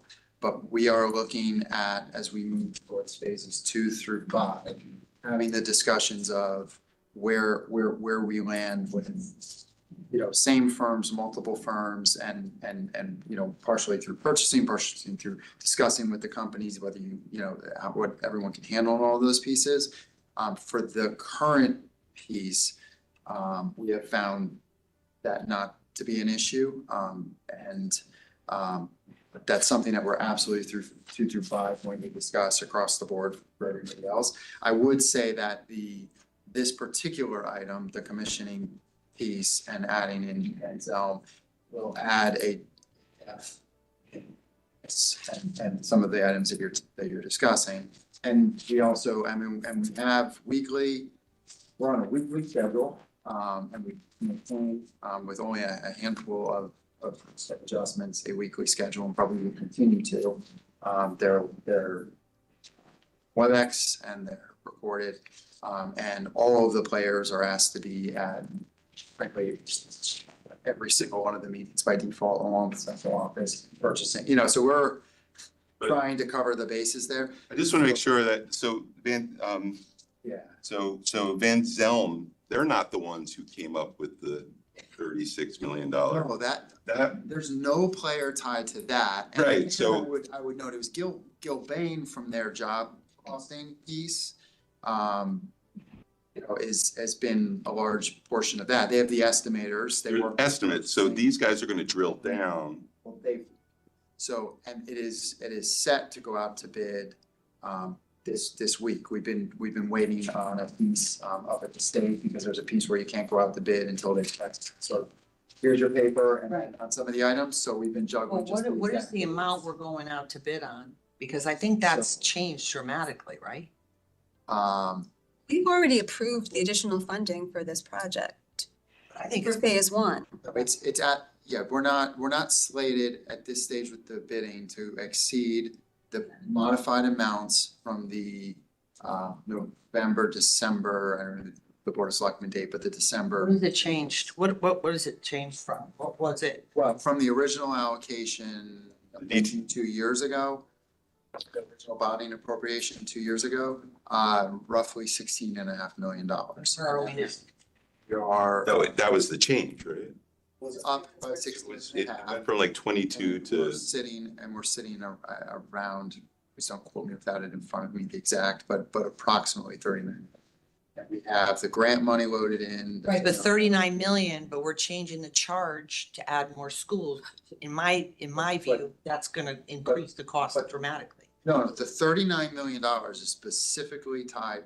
It's specifically tied to the existing phase 1 project. So in phase 1, correct me if it's above the 39, just without the sheet in front of me.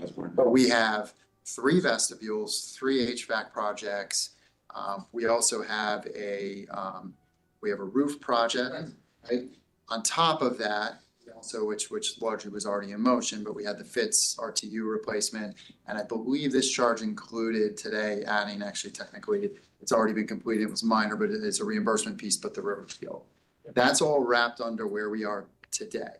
Phases 2 through 5 have nothing other than, I believe it was around 1.2 in seed money allocated, and the goal with the seed money is to not, it's similar to how we now handle the projects to try to avoid the pitfalls of going out and asking for the larger bonding without actually drilling down. The seed money is within phases 2 through 5 to come back to the boards at a later date, and to also within the waterfalls have the accurate numbers for each of those phases. And so the point with the prior one was to engage the HVAC IEQ committee.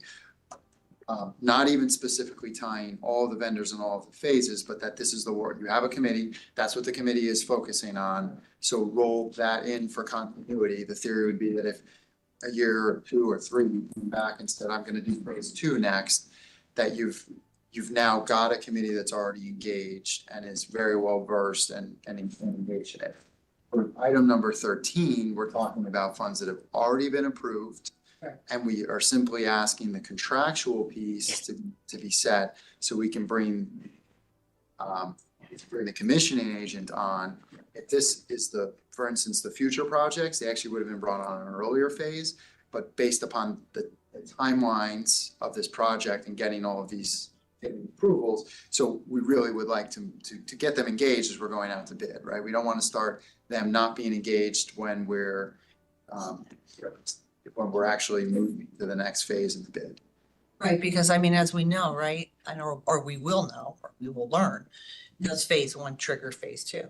Does phase 2 trigger, right? So. Absolutely. Right, and I think, I don't know if you're gonna reinstitute capital planning, that I had an ongoing committee where they met regularly to keep looking and looking, because things are changing all the time.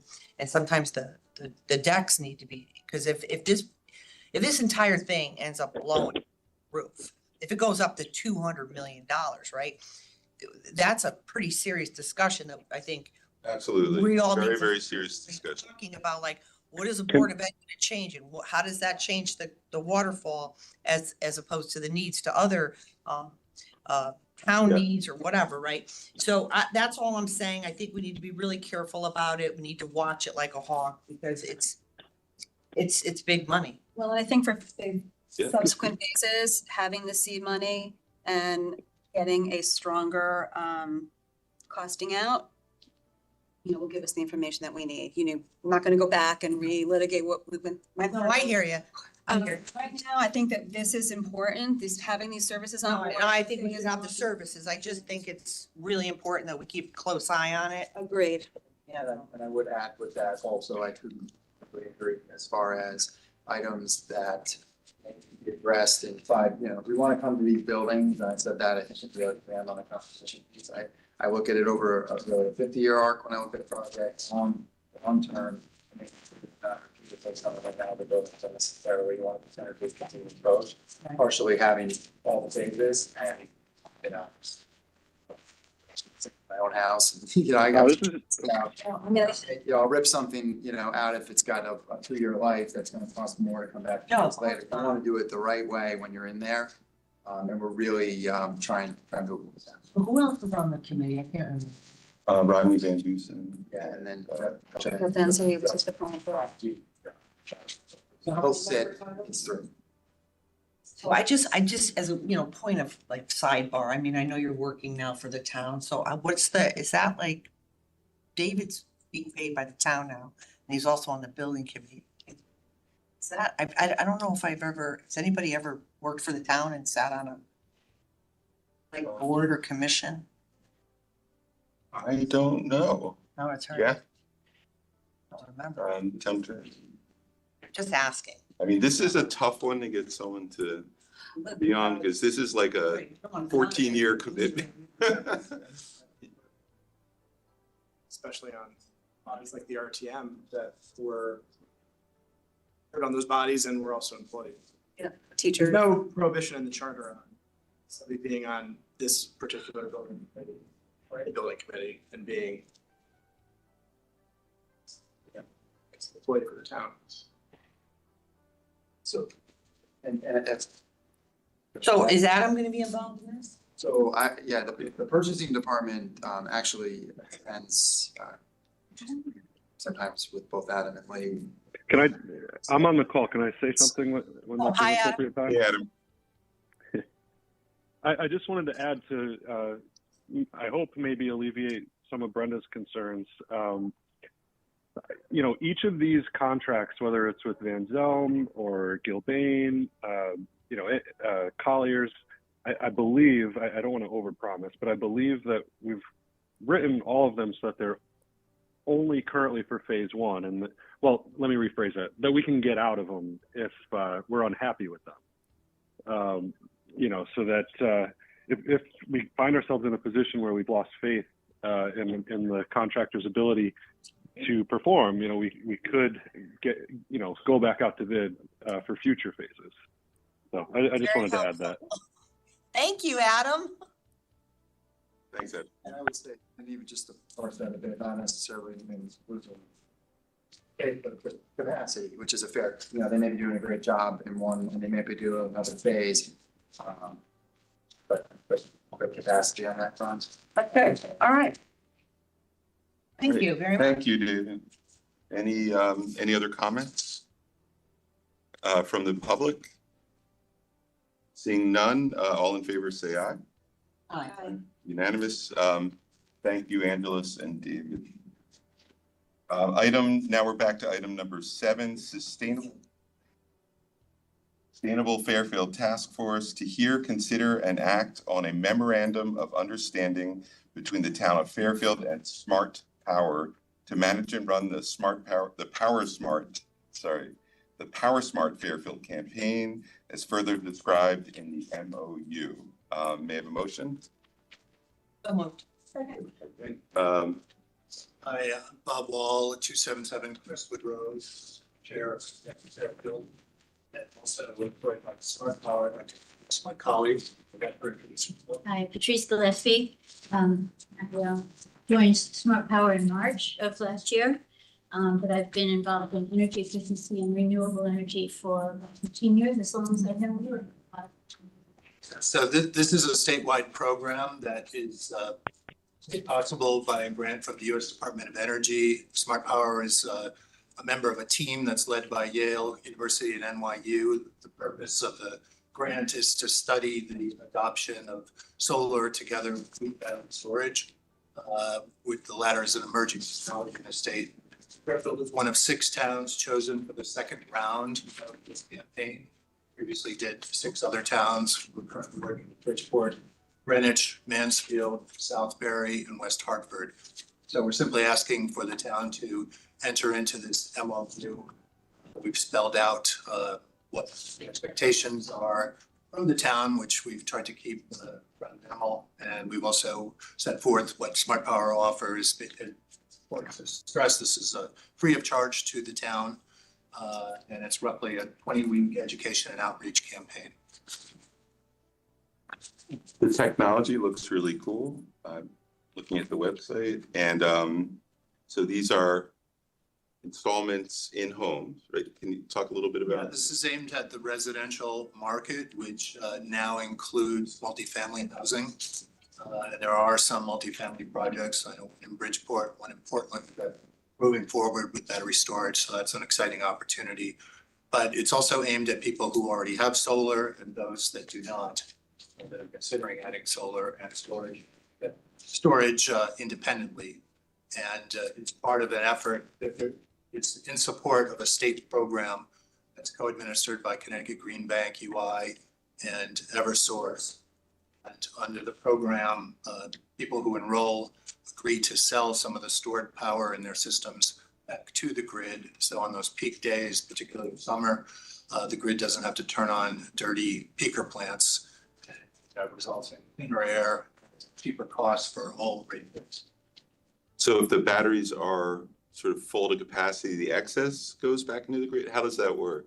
No, there's an agreement to draw up to 80% of what's stored in the battery on a daily basis. And if there are storms predicted, they won't take the power in case you need it as backup generator, but it's a clean source of backup generation. So resiliency as well. Other questions? Yeah. Any from the public? Seeing none, all in favor say aye. Aye. Unanimous. Thanks. Thank you. Thank you. I just want to mention that we'll be having an educational event at the library tomorrow night at 6:30. So the public is welcome to join us. Thank you. Thank you.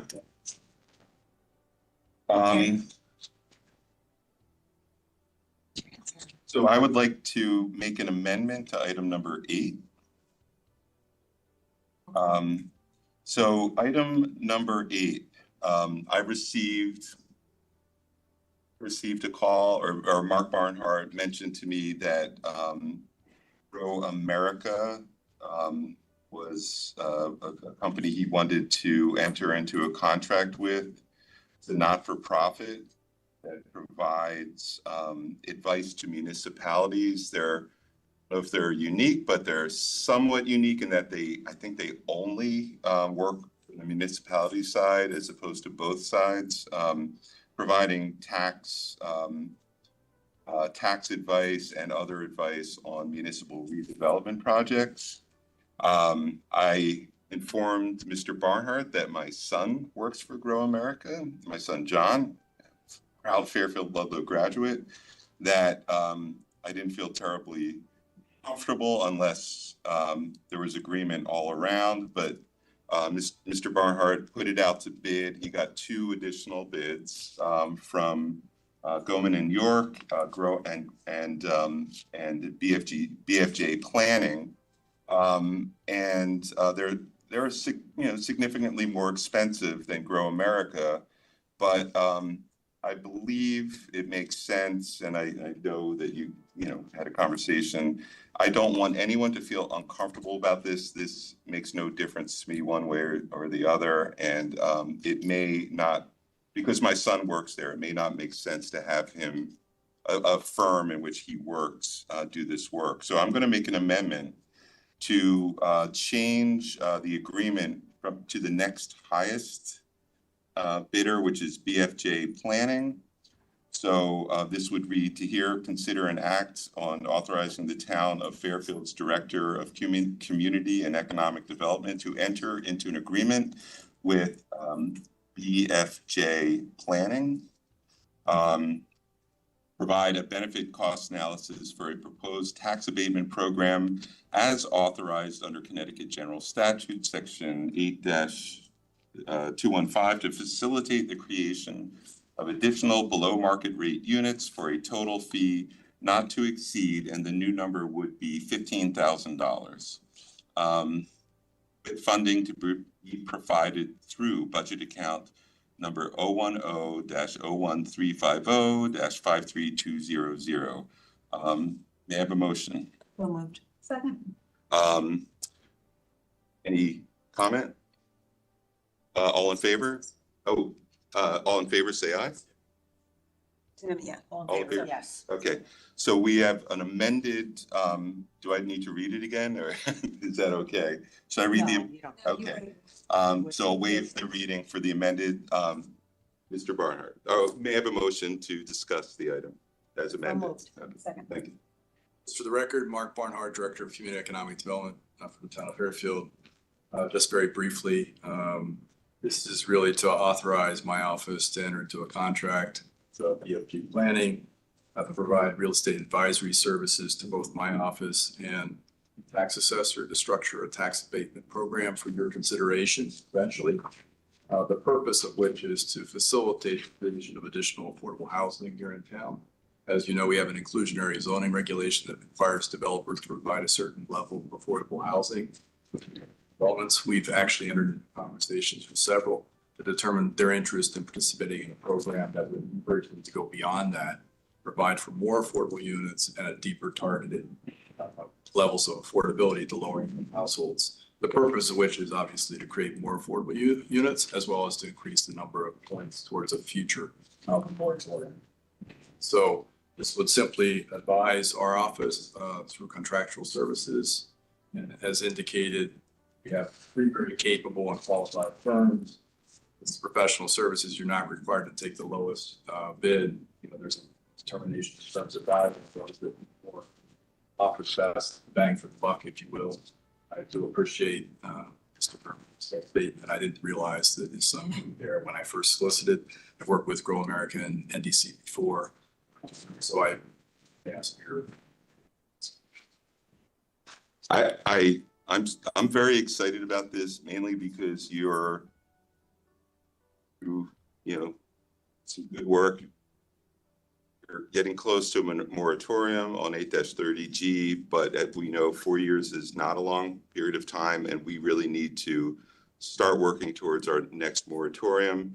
and Metro Center, places, you know, larger developments like that in the Metro Center, if we remain at the minimum set aside, will not be able to move as quickly as possible towards our, you know, next moratorium. That's probably some of our biggest opportunities would be places like that. So really appreciate the concepts that you're going to be reviewing. Thank you.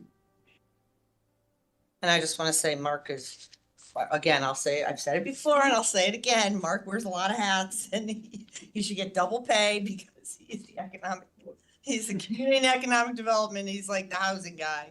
And I think he does amazing work and we have been working very hard to get toward that. But I do want to say for the record, you know, we're going to put in a lot of time and effort and a lot of builders and everybody's going to work really hard. And it's like the tail wagging the dog. 8-30G statute is almost impossible to comply with. And we have to keep pursuing our state delegation to do something about it because it's simply an unworkable statute. No one can ever achieve it. And when they do, then they reset the clock. So I'd just like to say that for the record. And I want to thank Mark for all his hard work. He does put so much work into this and works so hard with all of our commercial and residential developments. And thanks, Mark. Thank you, Mr. Barnhart. And excited to move forward that we're just taking local control of this issue. Coming at it with Coming at it as aggressively as possible within the parameters of what. Any comments from the public? Seeing none, all in favor, say aye. Aye. Thank you. The next item is number nine. Human Resources Director to hear, consider, and act on an agreement for third-party claim administration services between the town of Fairfield and PMA Management Corp of New England, Inc. And may I have a motion? So moved. We have Kathleen and Peter. Director of Human Resources, and Assistant HR Director. I'm going to let Peter take the lead on presenting this. Thank you. So just to set the context a little bit, it's sort of a little bit of who is PMA and how do they work with the town currently. PMA, as referenced, is a service provider for third-party administration of our workers' comp claims processing. PMA has been a valued partner of ours actually with the town since January of 2000. They've assisted human resources, management, and employees in really trying to deliver and enhance and improve on the goal of a safe and healthy environment for our employees, which is clearly a very, very important goal for us across the board. In terms of the how do they go about supporting the employees? So of course, there's the daily unfortunate circumstances when employees get into a situation where they might be injured on the job. I work with them to work and management to work through the process and then engage with PMA. PMA then works through that especially delicate time when an employee might feel compromised or in an awkward and sensitive situation, having had an accident at the office or in the workplace, say, whether it be in an office or a bar or the field across the town. So, but that's a very, very important aspect and clearly their primary agenda.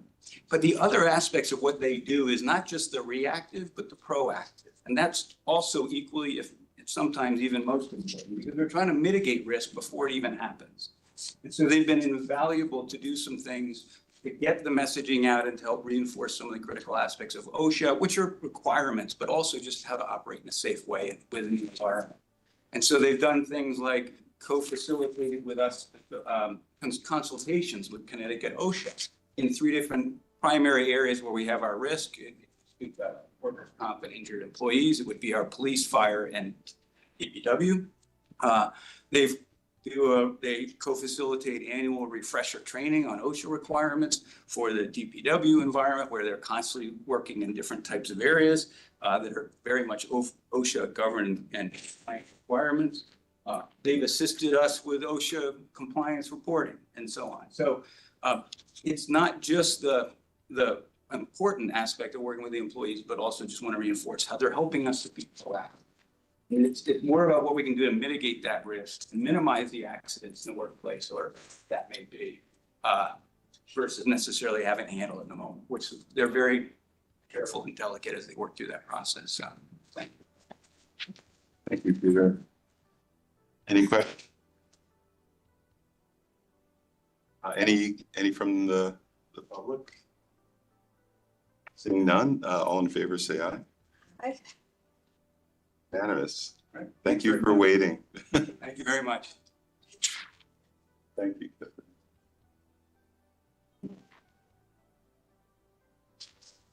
The next item is Police Chief and Purchasing Authority. The Deputy Police Chief Wanda will be here.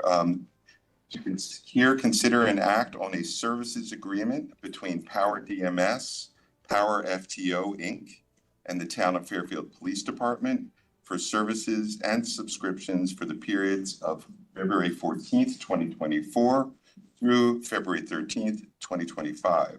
This approval includes the authorization to enter into renewals on similar terms and conditions. May I have a motion? Second. Deputy Chief Eddie Wyatt, Fairfield Police. Thank you guys for having me. Power DMS and Power FTO were platforms supplied by the sole source vendor Neovera. These platforms have been critical in meeting 21st century policing standards and milestones, specifically in areas such as policy and oversight, training facilitation, and technology. Further, these platforms have been highly instrumental in our achievement of our Tier 1 accreditation and will continue to be highly instrumental in our goal towards Tier 2 and Tier 3 accreditation. While many expansive functions, Power DMS acts as a central repository for all important documentation, with our policy and procedures manual being arguably the most important. Power DMS facilitates pushing out new policies and policy changes, as well as mandated policy reviews, a training tool for performance correction, and requires a digital signature from each officer with a time and date stamp. This is a critical accountability tool. Power FTO is a multi-tier comprehensive performance evaluation tool that is used throughout the field training of new recruits, as well as throughout the probationary period following each recruit's field training program. Critiques of critical performance areas are reported by the recruit's immediate supervisors and forwarded up through the chain of command for several layers of approval. This allows for early identification and course correction of deficiencies, as well as supportive data for accolades for above standard performance. These services have been a critical part of our agency's growth in 21st century, and we respectfully request approval from the Board of Selectmen to proceed with this subscription renewal. Any comment? So is this, I mean, why do we have this before us? Because it's a contract that lasts longer than, because they're all individual, though, like one's for 1,001, one's for 7,009, one's for 2,000, one's for 3. How come we're doing this? Why are we making poor deputy chief Wyatt sit there? Yeah, I don't want to do that. That's why I put to the resolution that hopefully you'll pass that it includes the authorizations to do renewals on similar terms and conditions. So it's for the period set forth in. Right, so when we passed that, whatever, a couple weeks back about didn't that cover this or not? No. The time period. No, the charter allows you to delegate. We had a long discussion about this at that meeting. Right. The charter allows you to delegate contracts that are less than 10,000 and less than a month. Correct. So if you exceed one of those thresholds, it's the body that approves it. That's what our charter says. So that's why it's here. But hopefully we'll authorize renewals so that this is not an annual thing that has to be year through by this body. It's a necessary, it's a necessary asset for the department. Well, I know they need it. I'm just wondering, I mean, did you have to spend a lot of time on this, like working on this? No. Oh, that's good. Spend more time talking about the charter provision. Well, that's actually important stuff. Yes. I have nothing, Deputy Chief, Wyatt. Yeah, so the last sentence in this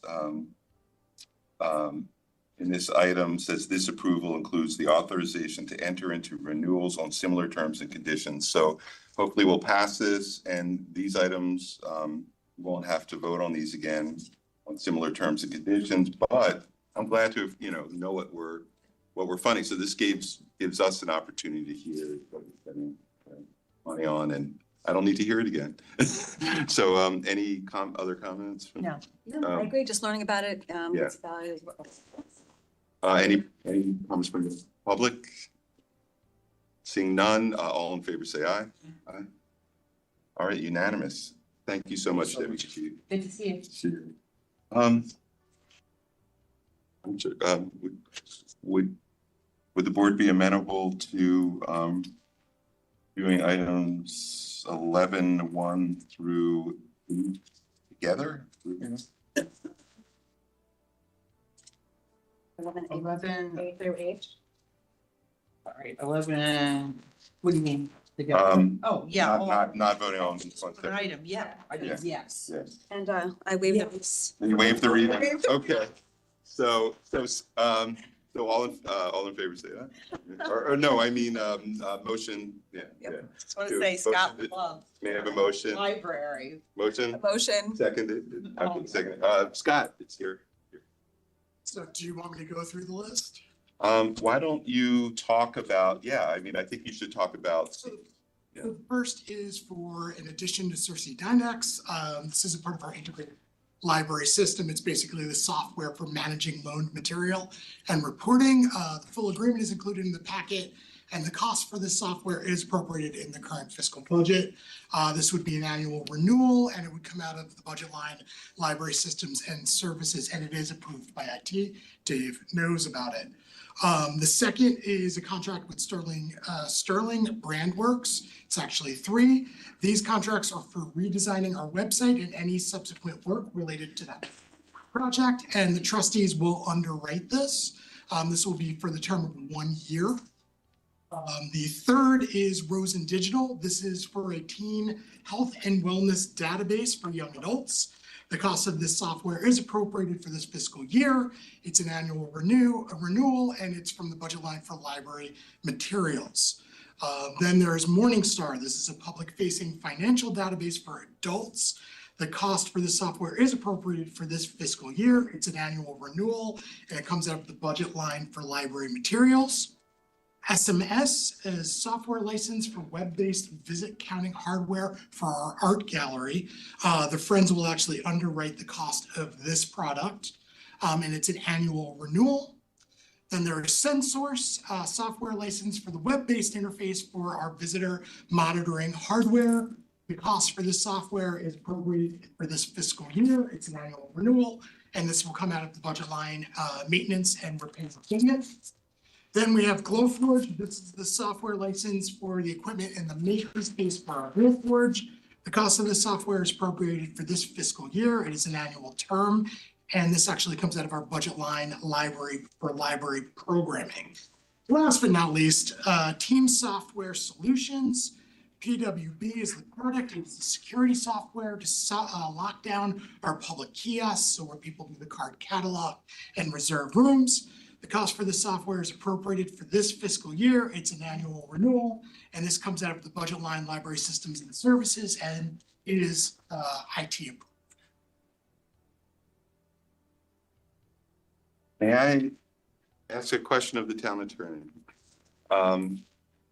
Could we, for the annual renewable ones, I guess, coming through the budget lines, could we group them and approve them for annual renewals on, so for the same thing as what the police did, on similar terms and conditions? So It's in there. It's in the agenda. So It is? Part of the resolution. Oh, I was just looking, I didn't see. You should have read it. I think. Oh, there we go. Yes. I think you're taking them all up as one motion. Yes, yeah, that, That's to have. yeah. Never mind, I'm sorry, yeah, good. Any other questions? So I'll just want to say that I took the liberty of sending an email to Scott with a whole bunch of questions, and he answered all of them And I don't have any. I can ask about the website. All right, well, one of the questions I asked was, why aren't we utilizing the town's website? Because we changed it, spent a lot of time and money on it. And Scott answered that the Board of Trustees has control over the library's website, which thank you for answering that question. Because I did think it was a lot of money. And if you want to expand, it's up to you. Yeah, I mean, one explanation for when we were offered to be a part of the town website is the library views the website as a digital branch. It's a portal to many of our digital services, something that should stand alone from the town website. And we found it important to find a firm with experience at both the public libraries, but also one willing to work with the input provided by staff, patrons, and stakeholders. So one part of the contracts is they will actually be kind of groups and research before we fully redesign the site. I mean, the whole point when we did this site was because all of our departments everybody has different sites, and we were trying to get everybody under one umbrella and obviously be more efficient and cost effective, one-stop shopping on the town's website. So when I first originally looked at it, I was like, oh my God, it's a lot of money. Why are we spending this? But then I realized, then Scott was nice enough to answer and say that the Board of Trustees actually pays for this. So it's not coming out of the town's coffers.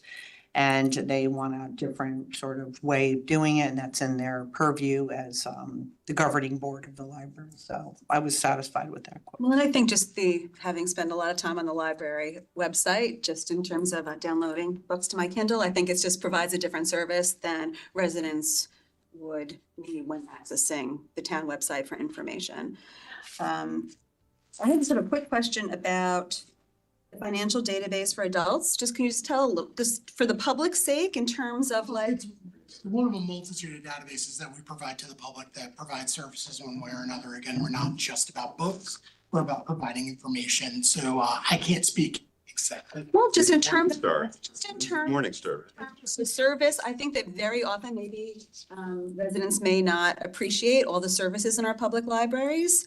And unless they've been there and walked around, and being this is a public meeting, just giving you a little opportunity just to share some of the other wonderful services that you provide to our community. I actually didn't know you had the Morningstar service until I read, you done it. So yeah, check it out. Okay. Any comments from the public? Seeing none? All in favor, say aye. Aye. Unanimous, thank you. This week, That's 14. Yeah, we're on to 14.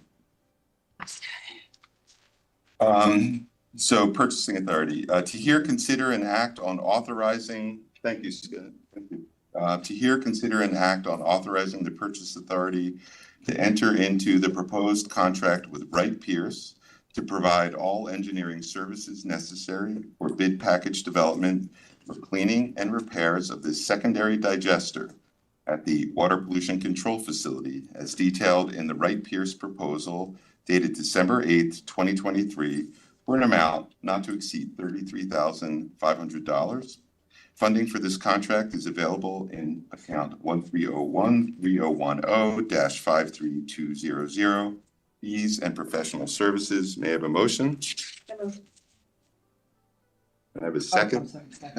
All right, who will be presenting? I have is John Bodie here? John Bodie, are you there? Adam said he was going to take the lead. Yep. Adam. Yeah, hi. Adam Tulin, Purchasing Director. I figured I would just mention briefly to start that this contract satisfies the procurement policy sort of from two fronts. One is that Wright Pierce is a firm on our existing on-call engineer and architect list.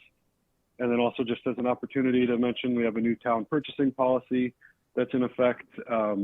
Professional services up to $50,000 are now exempt from a competitive process with sufficient justification, and based on Wright Pierce's previous work,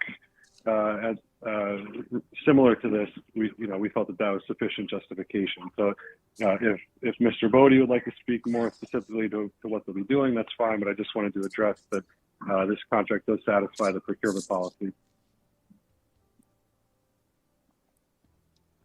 Yeah, all Wright Pierce is going to be doing is getting the bid documents together so we can get this out there, get it bid, get it going so we can start the work as soon as the weather breaks and be done before the summer season.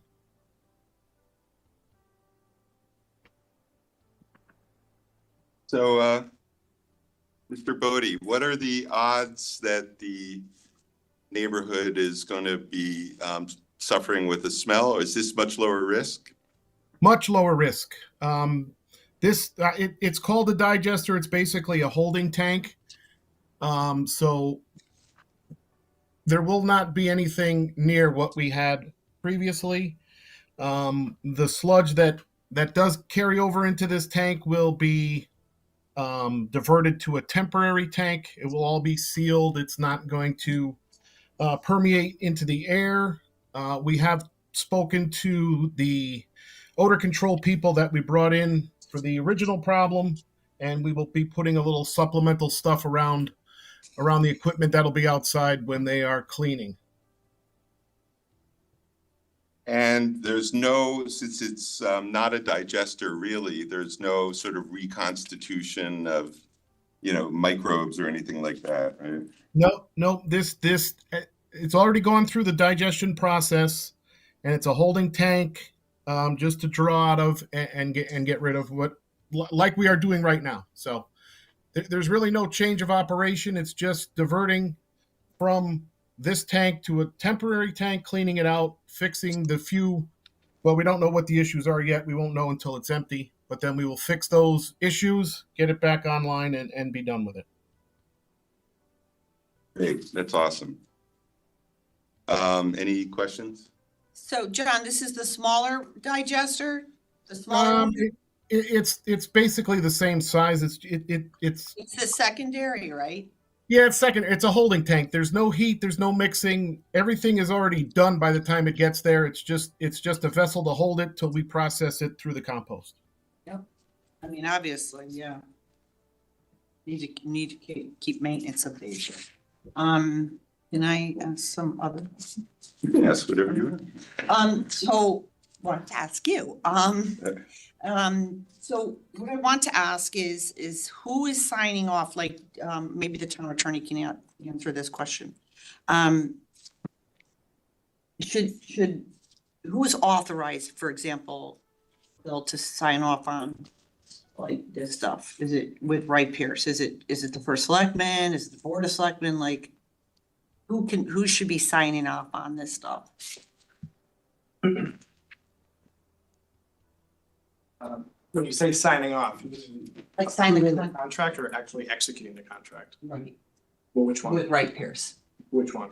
Well, obviously. Approval approval is by this board. Correct, but like smaller things that are happening, I mean, would it be the first selectman with the WPC? Because as we know, we've had all this, charter sort of, confusion about what's going on with who's in charge of the WPC. It's its own entity, it raises its own money.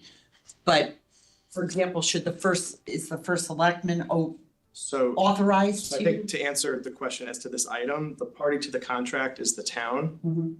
First selectman is the chief executive Correct. officer of the town. Yes, I'm just asking. First selectman would sign this contract, and because the town is a party, Mhm. this board approves the contract. Correct.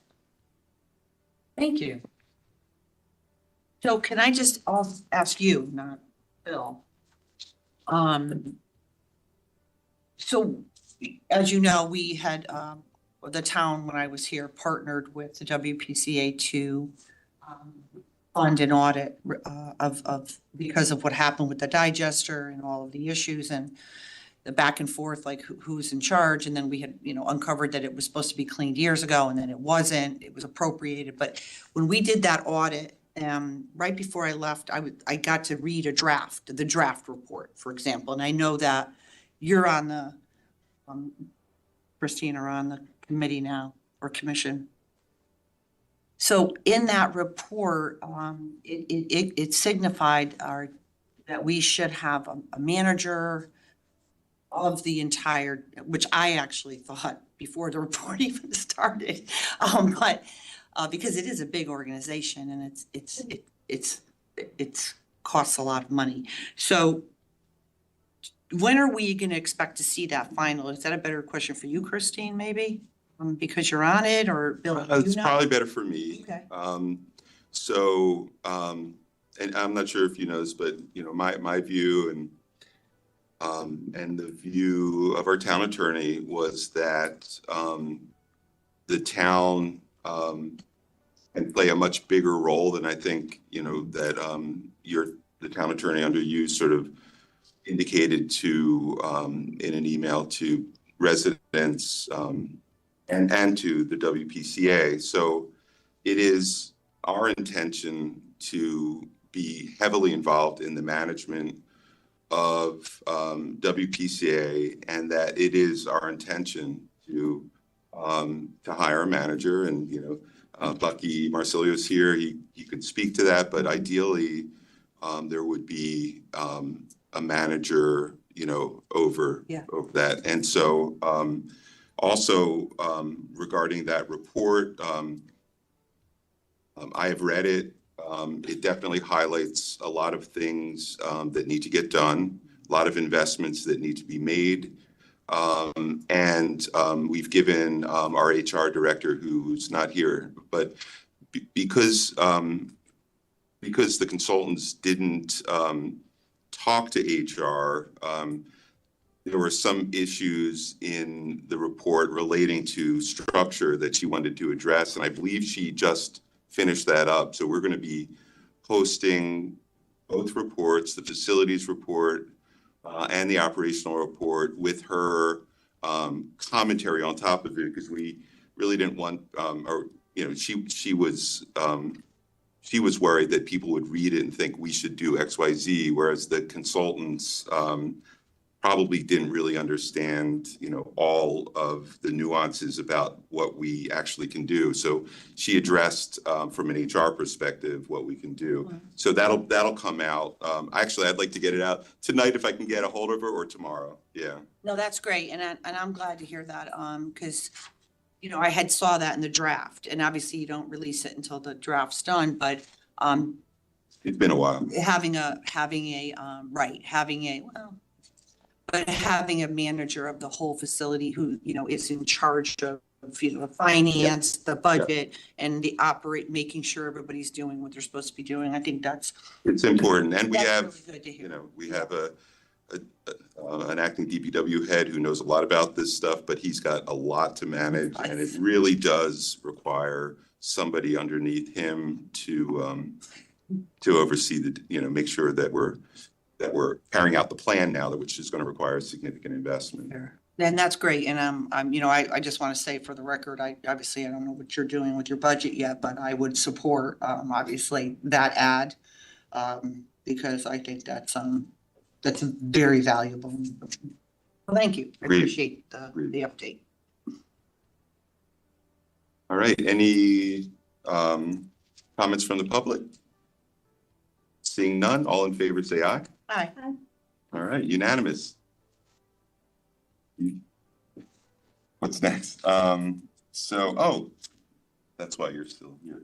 The next item, item number 15, Eli Gazal is here. He's going to be speaking purchasing authority to hear, consider, and act on authorizing the purchasing authority to enter into the proposed contract amendment labeled Exhibit A, GMP submission with Bismarck Construction to provide labor, equipment, material, and all other necessary services needed to complete the Penfield Pavilion project.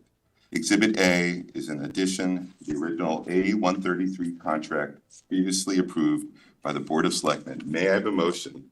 So moved. And I am so excited for this. Eli Gazal, Project Manager in the Engineering Department. The resolution almost explains it. This is Exhibit A. This would be accompanying the contract that was originally signed back in spring of 2023. This exhibit here is just a GMP. GMP stands for Guaranteed Maximum Price, which means Bismarck, our contractor, is going to complete the project without any increases is gonna complete the project, for what's on the drawings as they're shown. If anything changes from the drawing, anything that's unexpected, unforeseen, any end user changes, that's going to be obviously in addition to this amount. This amount is for 11,369,887.57. That's the amount for the GMP. I think we're all pretty familiar with this. Any comment? Oh, yes, we are. Any- I have absolutely no questions. Yeah, I think we've asked all the questions probably that we have. Just again, I said this the other night, but Eli's been amazing on this project and helped carry us through this with intimate knowledge of everything that's going on, and really appreciate your hard work. And hopefully, when this is all said and done, you'll never have to do another soil remediation project again. I hope so too. But thank you for digging in on that. Any questions from the public? Being none, all in favor say aye. Unanimous. Paul. Call Mr. Rouchy, tell him to start tonight. Oh, Greg, thank you. Thank you very much. Thank you, Eli. Thank you very much. So item number 16, engineering manager requires the Board of Finance and RTM approval to hear, consider, and act upon a reallocation of the American Rescue Act, ARPA funds per Exhibit A attached in the backup. May I have a motion? So moved. Second? May I have a second? Comes up on cue. So I just want to preface this by saying we're sort of at a point now where we don't want to risk losing ARPA funds. And there are some projects that they look good, and they are good, and they will probably all still happen. But they may have to happen in a different way, with bonding or surplus or something like that, because some of these have, they're kind of long tail projects, and we're not at a point now where we feel comfortable we'd actually make the deadline. So with that, I don't know, should we go through the projects one by one? Do you have any specific questions about them? Want to give a highlight, like you're moving some more money into the Rooster River? So Rooster River, we're actually moving money out of that because, and actually, you know what, Mr. Becker, you want to talk about that? You probably know more about this than many. We're leaving 650,000 in there. So, yes, thank you. So Rooster River, we have left enough to get to the point in the spring where they will have, this is for phase 1 of the Rooster River, right? You're gonna have So these- familiar with Rooster Yeah, River, I could probably give the presentation. Right, so Yeah. no, and What's changing, just basically? yeah, really, we're concerned with the Army Corps of Engineers that they've now reassigned it back to somebody else that had been part of it earlier on, and they're just refamiliarizing. The concern with the ARPA funds is we have to encumber it by the end of the year and then realistically spend it within the Yeah. 2. And if you look at the timeline with the Army Corps at this point, we're worried that we're gonna find ourselves up against the wall with a lot of money sitting in this account. And the goal would be, we've left enough money, there's the amount that's been expended, there's a portion that's been encumbered. I worked with Bill Hurley at length, drilling down the numbers to make sure that he would have enough to take it from today to the point of designed, costed on phase 1 around the spring, like maybe call it May, June timeline. And then he would bring it forward. Then when he felt comfortable as a bonding piece. And the reason for that would then also be that as far as getting the work done and staying compliant, there's a lot of complexities in it, that we would have, we have runway with it. And the concern is if we were to right now, look at this, we're gonna find ourselves worried about actually being able to to get to the point of fully encumbering, get to the point of fully delivering on the project. Even if we encumber and then we think we're okay, we get halfway through next year and we realize we're never gonna make the next year timeline, you're done and you have to give the money back. Yeah, but we just want to be clear, what are we taking away from it?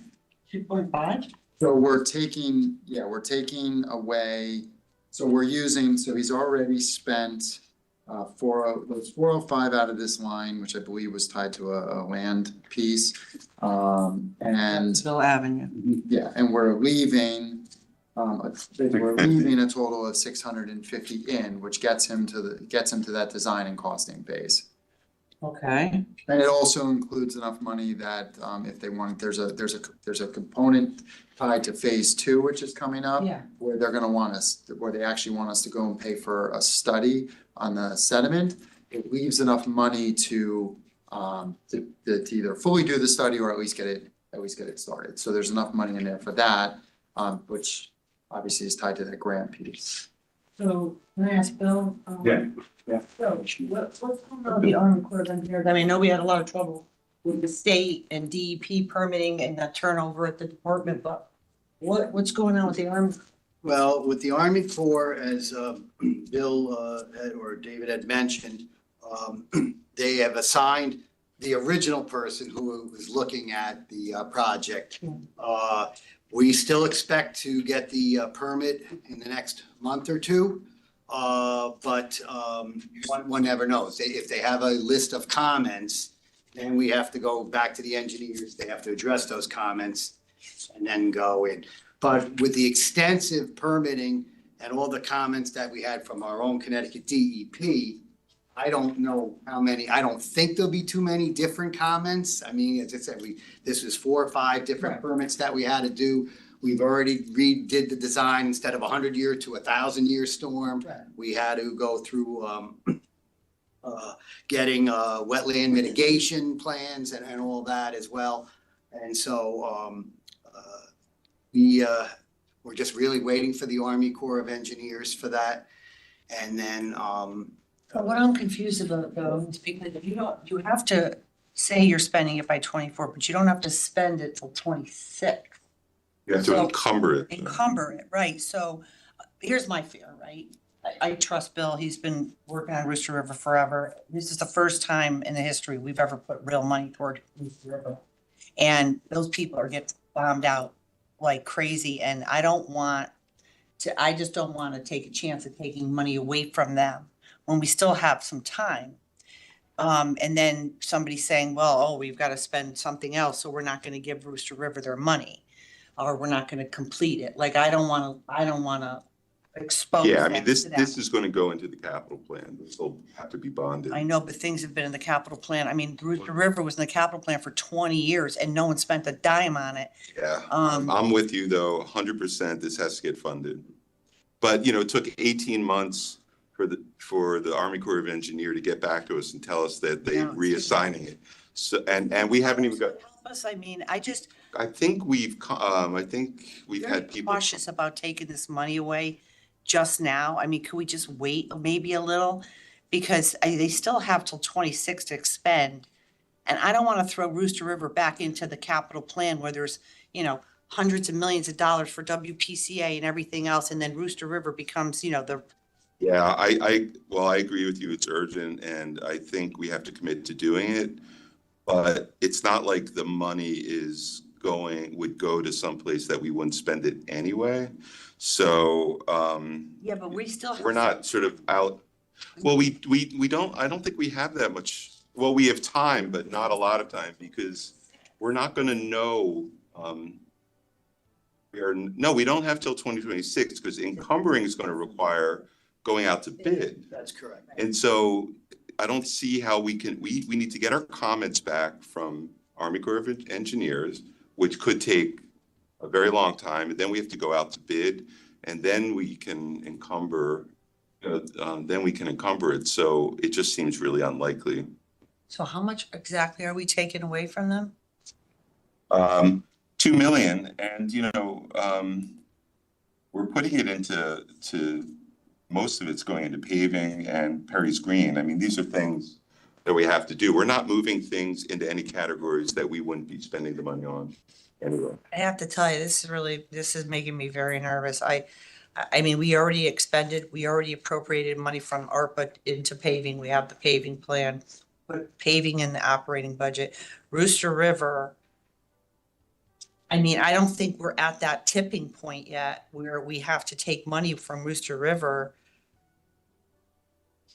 I mean, I'd rather wait. I hate to direct money away from that neighborhood. Those people, I mean, those people's houses are getting destroyed every year.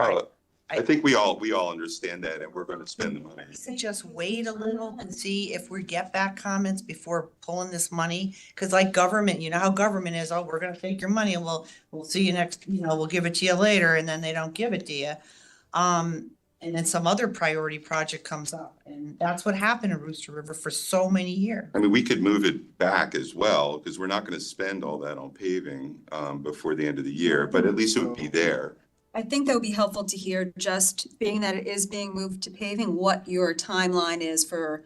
We had a paving plan in place, and we were following a scientific paving plan that was Yeah, and incorporating some this helps fund that. operating, but we had it in there already. We appropriated.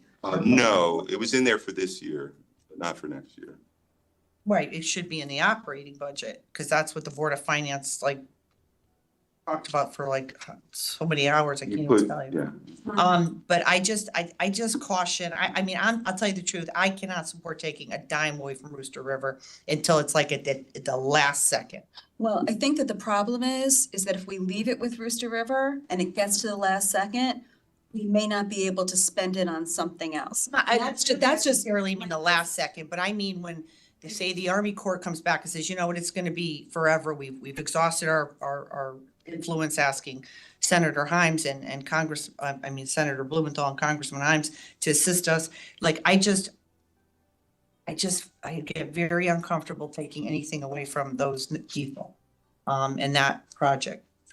Well, they've had this for 18 months. I mean, I believe you did ask Himes to weigh in on it. Yeah, I mean, yeah, they were working on it, and I get it. And the problem we have with DEEP, and a lot of this is permitting, and Bill can confirm with you, is, there was a tremendous turnover at the state level with all the retirements. So the Department of Transportation lost a lot of people.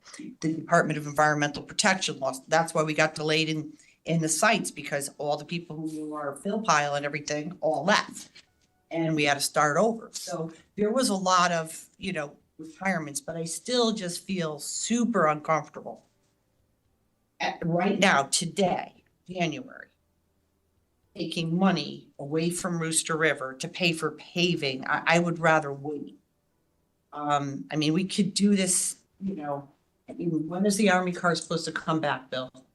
Well, there's nothing definite. As I said, we were expecting, and we were told they would give us a decision in November, and they haven't yet. We would expect, again, well, they said that it should be a couple of months, and that was a couple of weeks ago, so. And I just add, they said November, then a couple months later, and Mega Jane was calling the cell, and the woman finally got back to her from a beach somewhere and said, I'm not working on this anymore. We're transferring the project back to someone else. That person contacted us and said, looking at loading it down to the files now. So I just feel like, we're committed to funding this. It's just which pocket it comes out of. I agree with you. It has to get funded. I've seen firsthand, the impact of flooding along the Rooster River. And so that's not really the question for me. And for you, I understand, if you feel uncomfortable that we may not be able to get it funded, but it's going on the capital plan. And once we're ready, we're going to bond it. So it's from where I stand. I doubt the Board of Finance is going to reject that. So that's sort of where I am. It's a risk mitigation strategy for me to make sure we don't lose the money. But I hear, what you're saying. It's very, very important. I just would prefer to wait a little before making that decision. I would like a confirmation from the Board of Finance to say, I will definitely vote to put this money right now, and then I would come back and say, okay. And being that this money is going towards paving, can we just learn a little bit more about the timeline for paving, either through you or Mr. Becker? Close. We have or that. Mr. Marsilio? Because I thought that with the surplus from, I thought there were surplus Well, funds. we'll have time to go. The Board of Finance made us agree to, put some in bonding, we'd use some ARPA, and then as we got to our 5-year mark, we would be putting it in the operating budget. That was the agreement. And I get it. It's not fun to have to put it in your operating budget because it, causes your budget to go up, but we made the commitment to follow the scientific plan within the 5 years. I don't know what year we're in. Yeah, so I think your timing, just for the timing, so you had 2 million in ARPA for this year, paving. Right now, we took it out at the end of the year. That was put into debt service just sort of as a courtesy to me to have flexibility with it. And, yeah, at the end of the year, the Board of Finance reallocated 2 million, the paving money. From ARPA?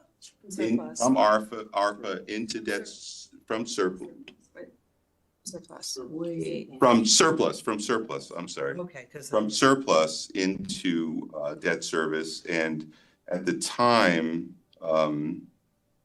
it was at the Board of Finance meeting, I think Lori Charlton made it very clear. It's not that they disagreed with having it in there. It was just to provide flexibility. But, I believe that I don't think anyone will disagree. It's a good use of those funds. So that is. Can Bucky, or maybe Caitlin can talk about what fund did it come from? So, as last year's budget emerged, we had about a $4 million program, and only $2 million was funded. Right. And there was a notion that somewhere along the line, there would be excess ARPA funds for that, or there would be surplus that would be dedicated to that. That happened since, just before the last budget, we received the sidewalk program also, right, which was supposed to be about $2 million this year. So, and this is ancillary. This is outside of the normal sidewalk work we do up in the pavement. So we have a need from now until June 1st for $2 million. That never came out of surplus, so it has to come out of ARPA. We also have a need for another $1 million for walks, which is the first part of this sidewalk program, which is the most expensive part of the program that we have. It happens to be the Bluestone in Southport. So that's $3 million. And of course, we haven't discussed next year's budget yet from July 1st on. So those are the needs, Public Works. Right? The point was made, and I get it. We need for next year, we need $3,777,000 for paving and $2 million for walks. So that's $5,700,000 for next year. What was it again? 3 what? $1,777,000 contiguous walks, and $2 million for independent walks, connections, new walks, and the like. So those are what our needs are, and it's up to the Board of Selectmen and the Board of Finance to determine how and if they want to participate and fund that.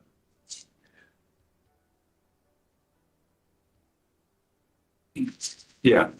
This is part of our paving plan, and then the new sidewalk plan I ordered. So But we were gonna do a slower approach. I mean, I understand, you're saying we have to spend 2 million, that we don't, the paving plan that we were following, Yes. we need 2 million we don't have 2 million to get to our June 1st deadline. Correct. We're 2 million short. Correct. Why? Because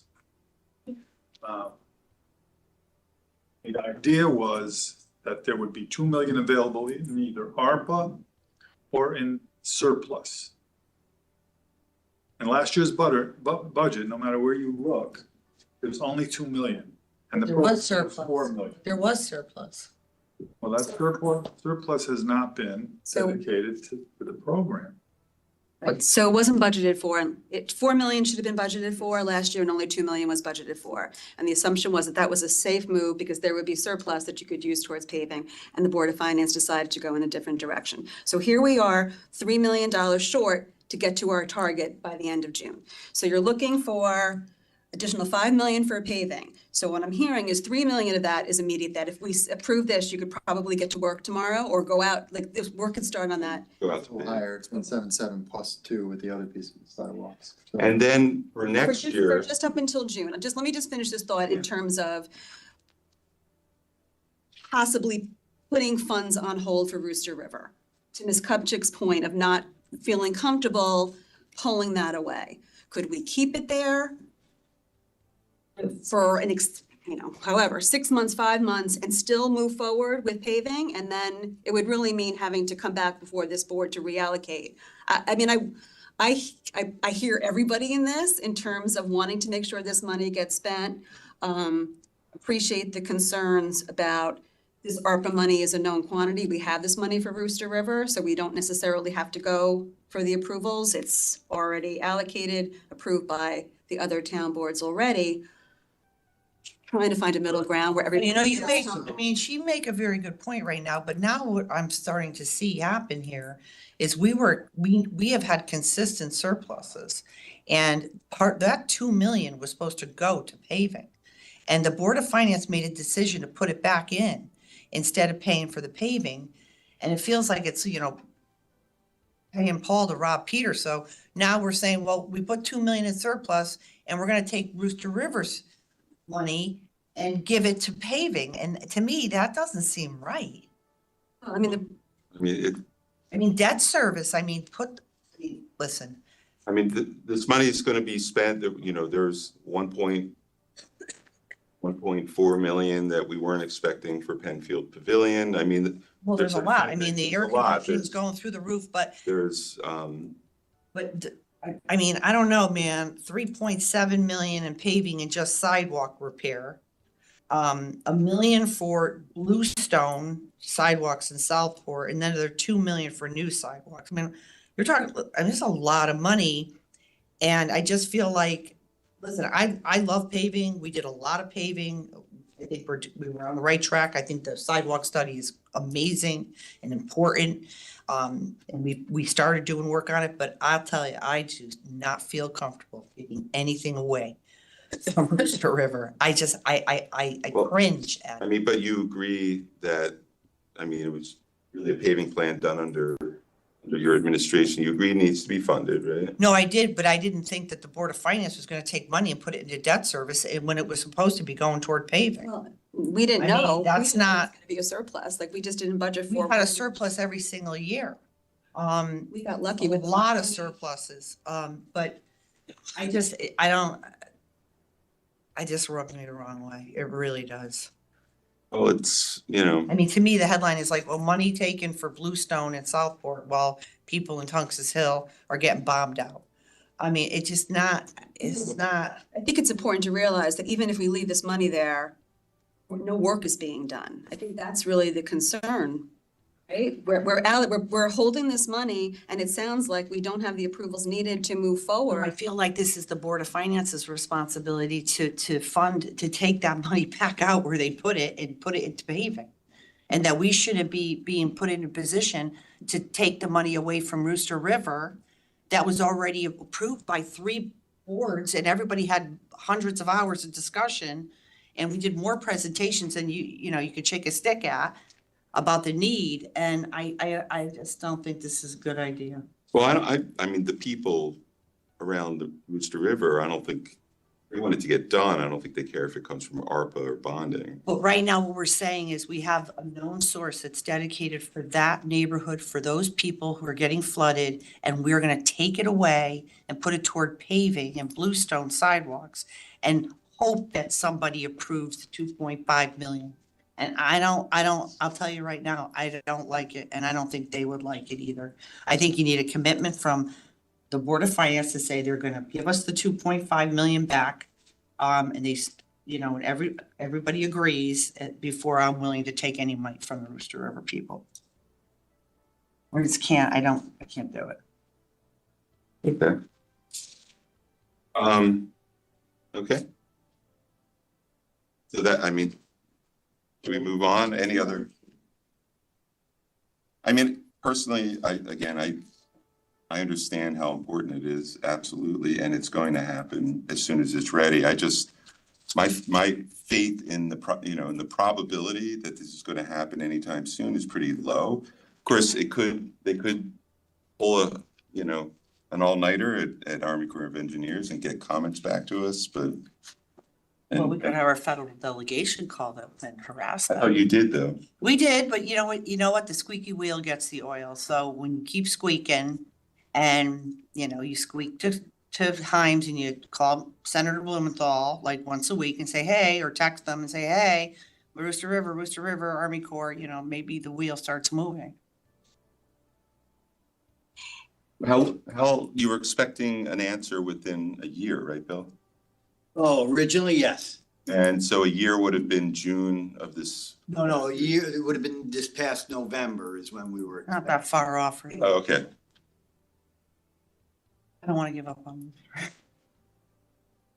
But we could leave this money in Rooster River for now and still move forward with the springtime paving projects, yes or no? So, if we funded this year's paving and sidewalk, what you removed from the ARPA schedule is about 2.2 million. And if we funded the 2 million for paving and $1 million for sidewalks, you would have close to 2 million left over in ARPA. So you would have a deficit of about $200,000 if you wanted to do it that way. That's way more reasonable. Make sense? Yeah. But we need a cutoff. I mean, we need a hard cutoff, and we're gonna make. Well, I think it's neat, but if you know. No, we need a hard cutoff so we don't lose,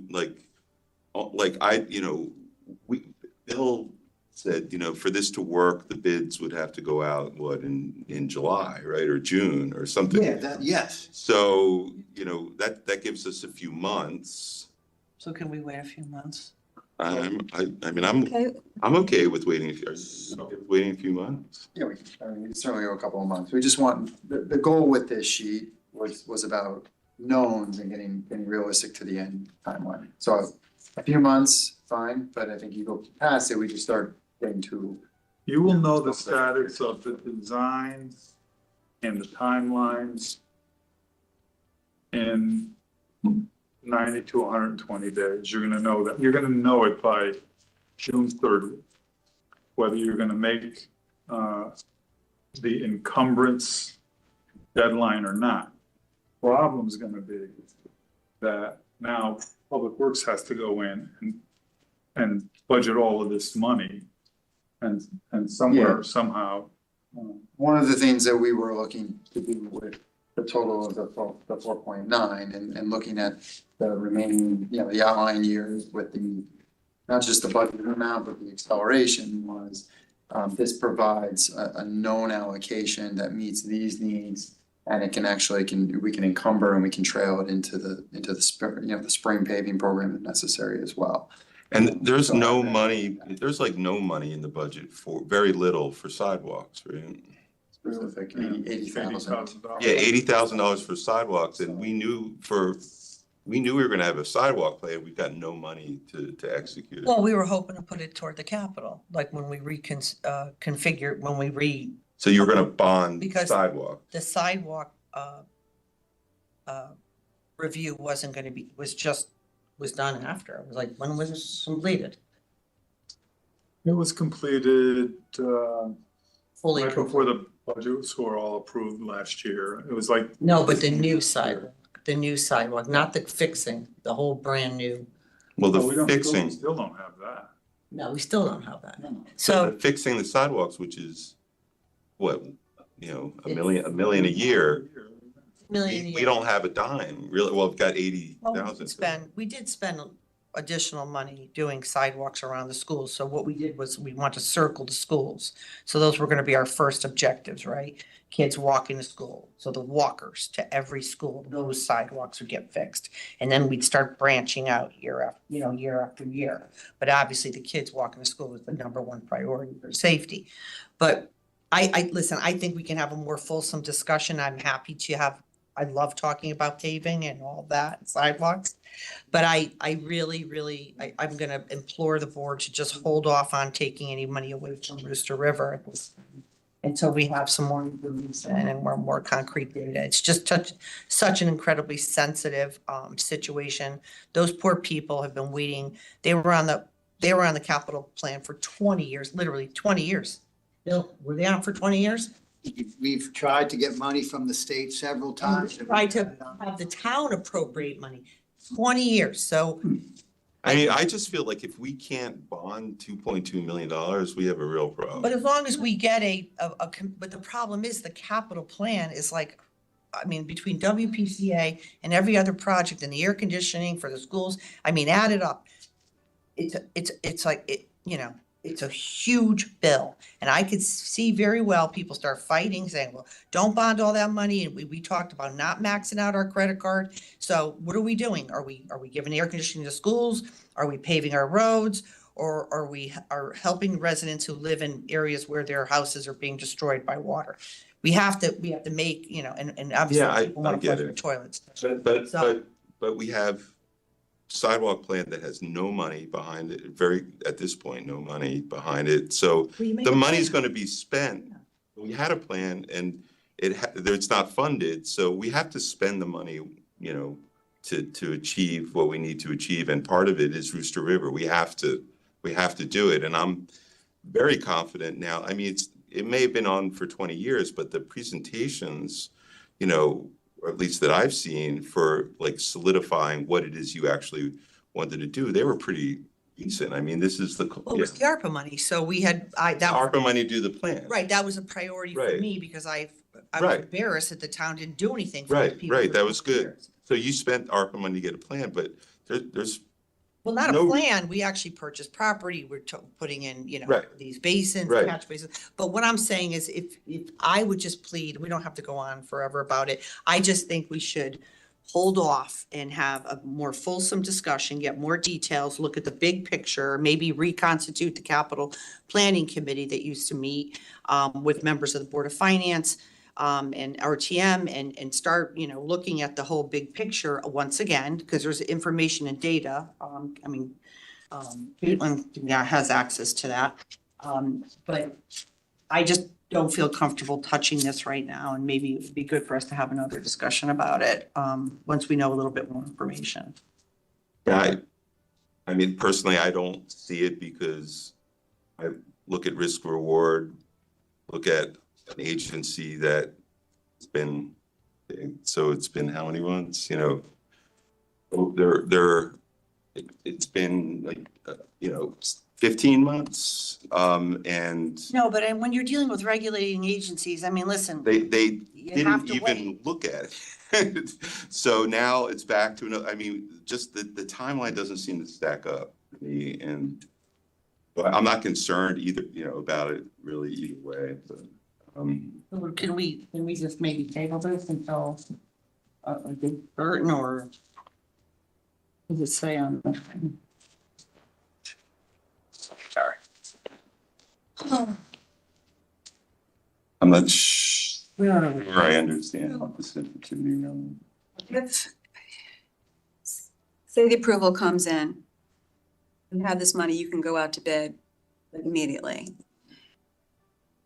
If the money gets pulled, you're not going to necessarily go out to bid until this goes through all the other town bodies for the approval.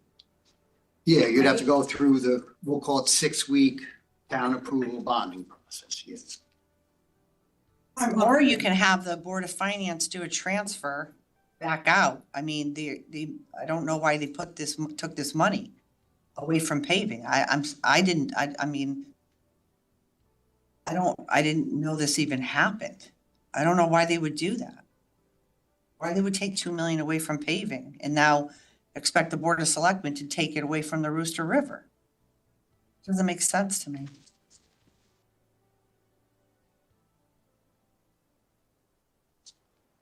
I don't see the issues either. I think we're gonna be, Well, I mean, it's going,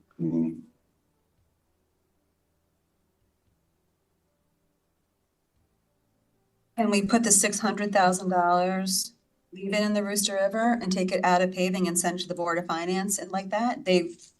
Because they can then make a decision.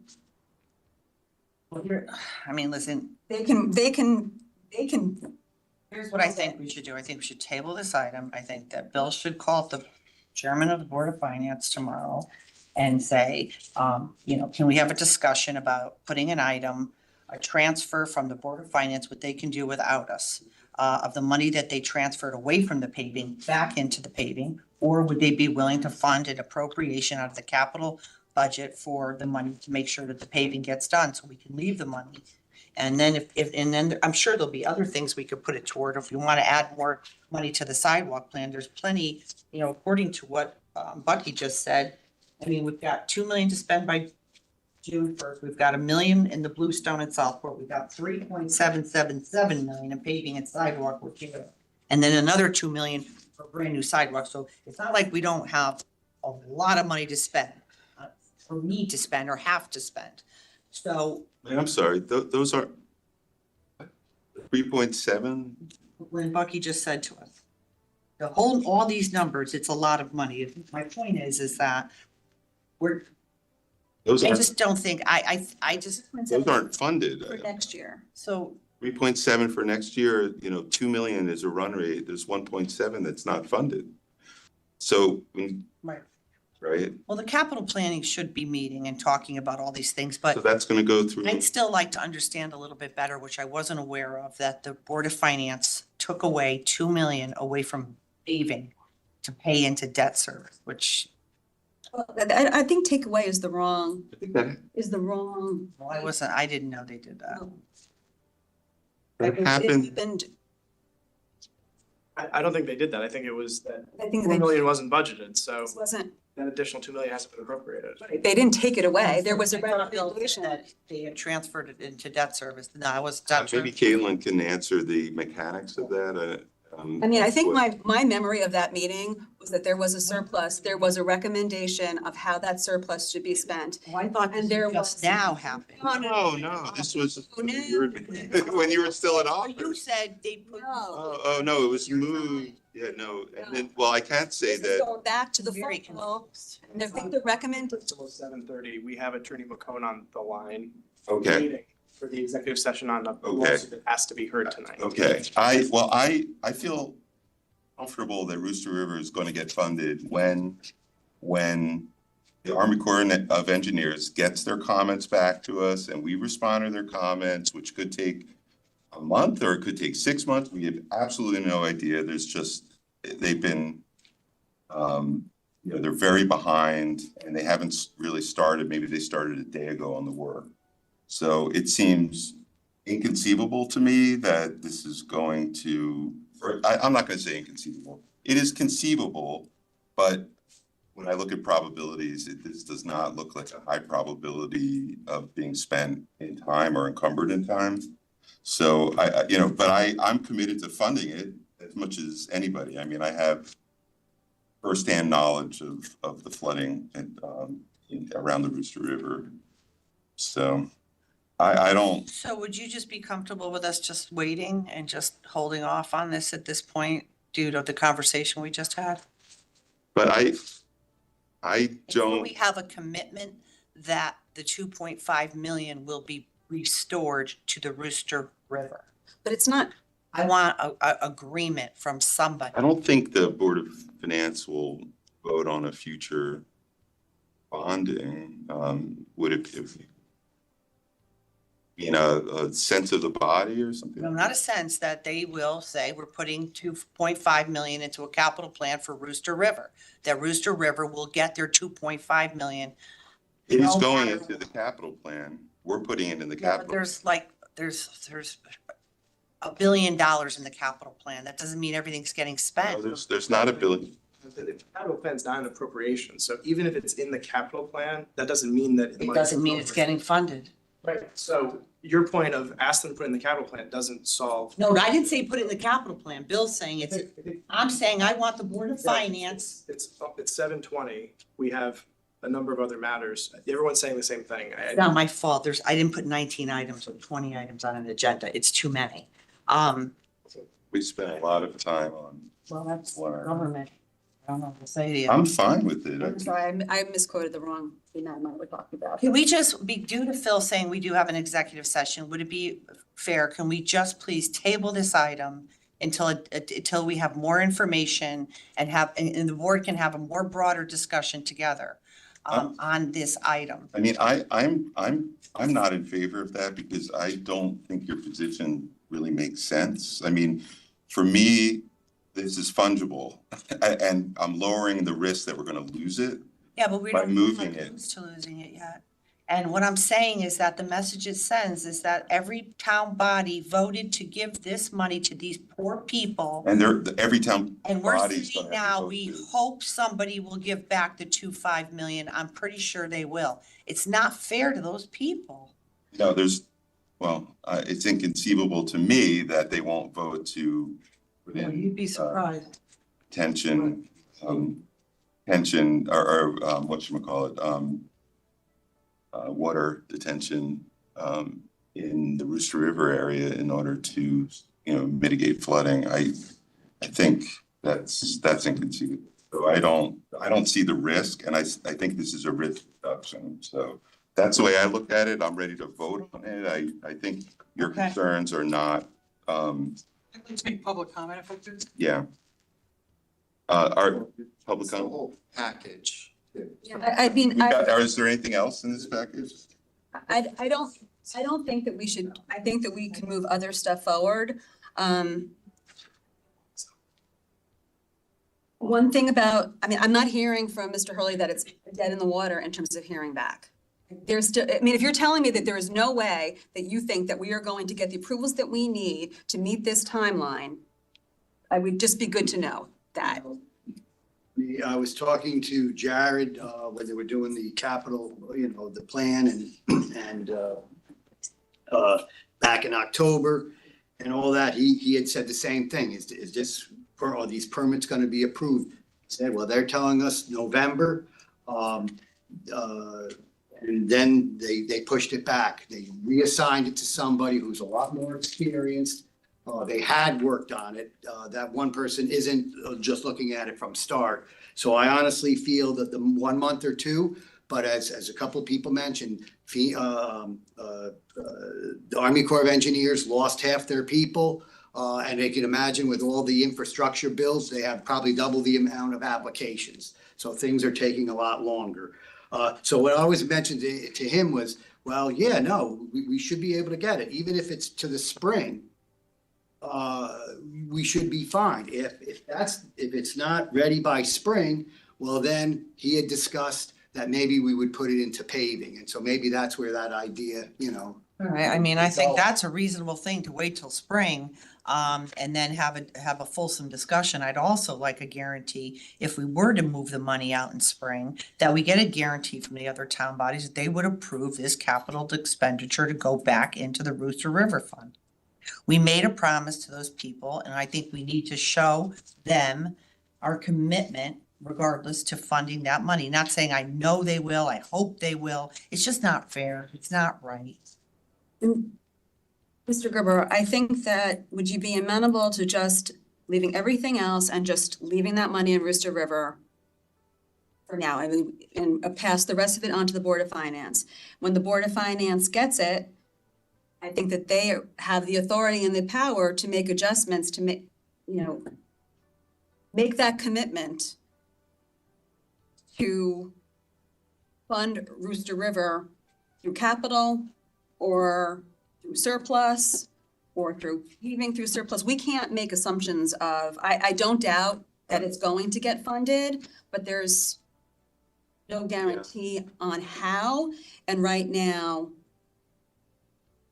through ARPA, we know that it's funded. And I understand wanting to meet the timeline. I'm concerned about that too, but I think waiting a couple months, we could still.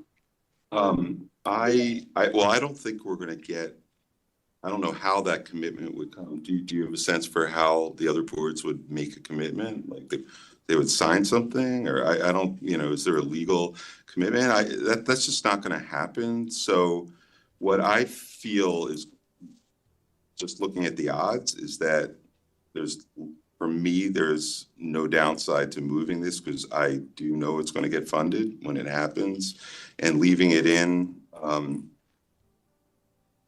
I think there's a risk, but certainly not within the next 2 months.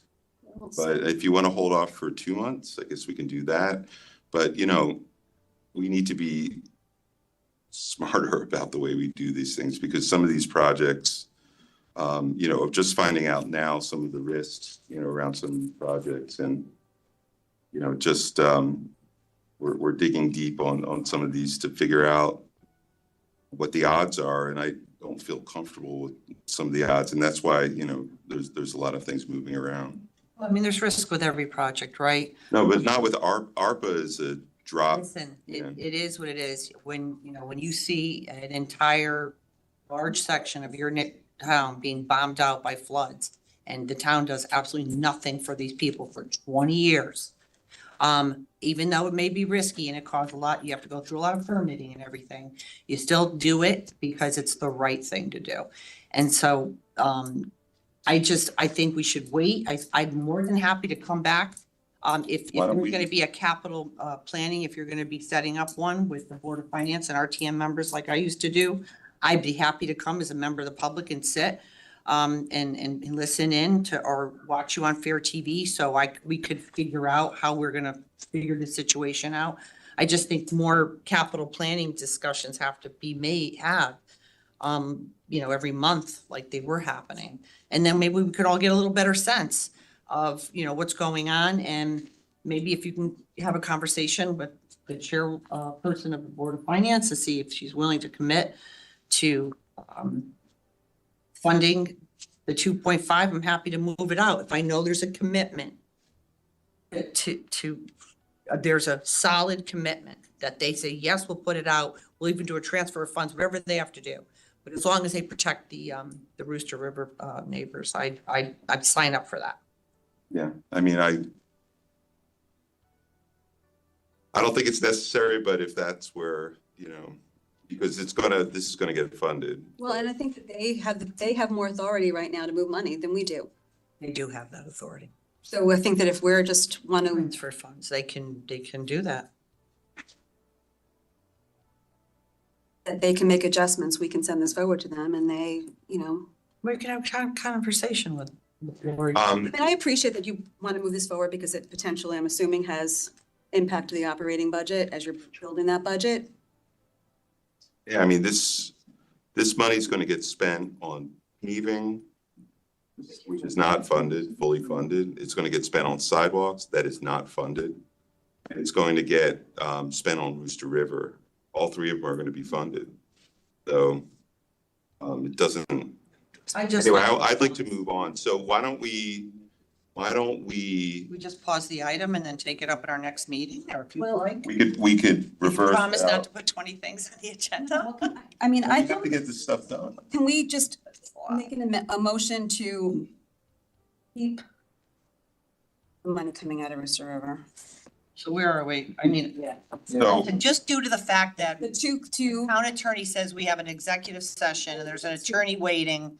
I think fine, so, let's move the whole item to the next meeting and then we could have a I think that really there's big other. discussion. I don't want to hold up all of this. It's what, a week? um, Mr. Brasilia? Yeah, It's 7:30. we need a commitment in order to get our paving people teed up. So if you wanted to take, as I said, the Rooster River money and put that back, we at least need you to approve the remaining money. Yeah. What is that? How much? 2.8. From where is that coming from? So you're gonna, Because- we're gonna, on the chart printed in front of you? Yeah. Mr. Rivers number 5, Mm-hmm. we're gonna leave everything in. Yep. So see that 2194, that becomes 0. And then on the top line is paving, Mm-hmm. the requested amount then would be 2,768,729. 2,768. 7 what? 2,768,729. All right, So that will get them through paving through June 30th. Through June, and then bring this back up. Revisit it. So how would we what would be the amendment to reconfigure the I motion? don't have the numbers. We don't need, no, the motion doesn't have a number. So, For the exhibit A. so it's per exhibit A, so we could just say per exhibit A as amended. Okay, So would we use the figures that Caitlin said? So Yeah. let's say we, gonna reduce the amount, yeah, we can do that. put the numbers here, Bill, please. No, it's that item above that one. the 2194921. Oh, That's the ARPA item. right, but it's broken out. Oh, it's the top, no, same page. It's up top. It's only in one sentence. I know that, but okay, all right, but then we have to, but then it talks, okay. All right, got it. See the attached backup. Right. All right, so you want to make an amendment to modify the item 16. 16 to say, as amended after exhibit A as amended? Discussion of. Yeah, I think we need to say the exact amount. So what would be the amount again?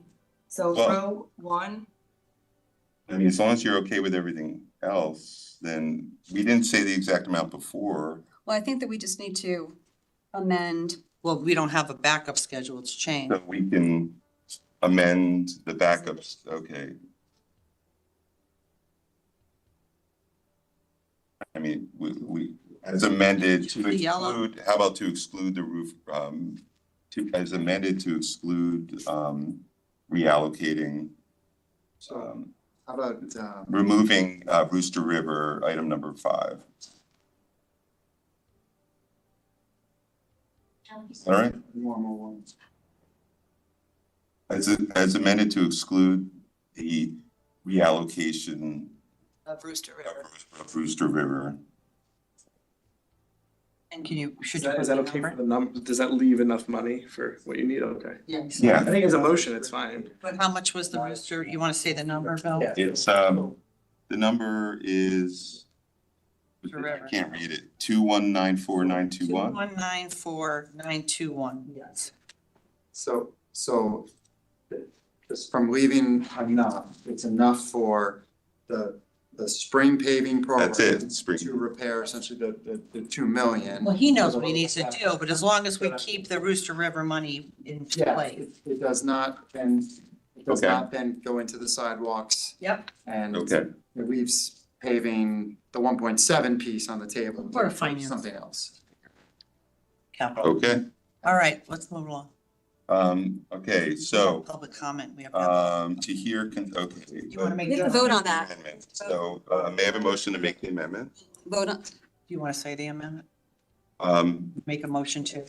To hear, consider and act upon reallocation of the American Rescue Act, ARPA funds per exhibit A attached as amended, or exhibit A attached as amended to exclude the reallocation of 2194921 from ARPA, from Rooster River. Being taken from the Rooster River. To exclude the reallocation. Allocation of the Rooster River funding in the amount of 2,194. The reallocation of The Rooster River. the river funds. The amount of In the amount. 2,194,921. The amount. 2,194,921. Okay. So moved. Second. Okay. All in favor, aye? Well, no, Oh, oh, sorry. we're gonna open up. Discussion?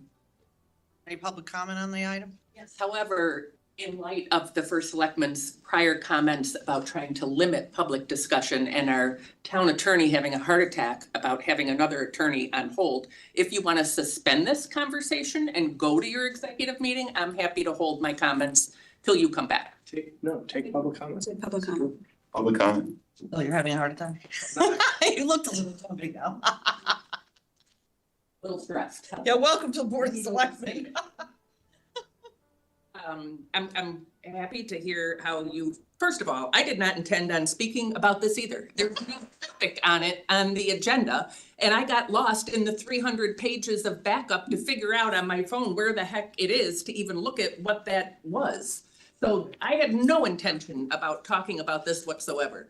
But what got my attention was when the first selectman said that the Board of Finance had made the decision to take $2 million of, I believe it was surplus, and put it in the debt service to give him more room. And what, I don't know what that meant, but what that did then was create this whole spiral of things that was going to impact the Rooster River. And you've talked a lot about the impact on residents, and it's not just residents, it's businesses that have been virtually almost wiped out when that floods. And it has been decades of trying to get help.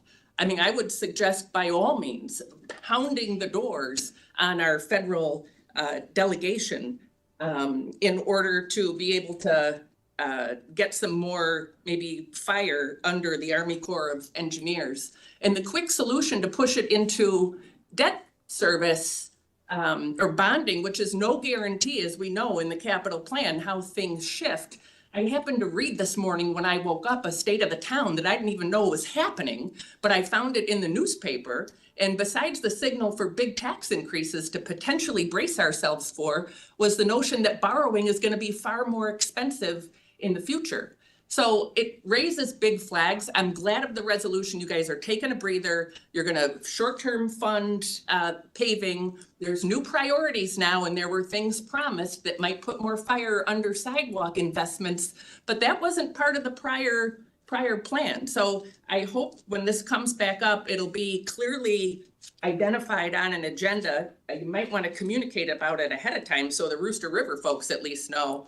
And can move forward and appropriately, hopefully, you know, you talk about 15 months. I think our director said that it would take at least a year for a response. And so now we're in month 14.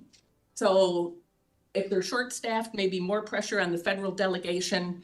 But I do appreciate the compromise that you came from. I really appreciate your comments, Selectman Vitale. I thought you brought a lot of reason to the debate. But I wanted to share that unintended again to offer comments this evening, but thank you. Thank you. Any other comments? Still. Seeing none, all in favor? Okay, the next item. Just the amendment. Oh, that was the amendment. So motion to approve the engineering manager requires Board of Finance and RTM approval to hear, consider, and enact upon a reallocation of the American Rescue Act ARPA funds as per Exhibit A as amended to exclude the reallocation of $2,194,921 of Rooster River funds of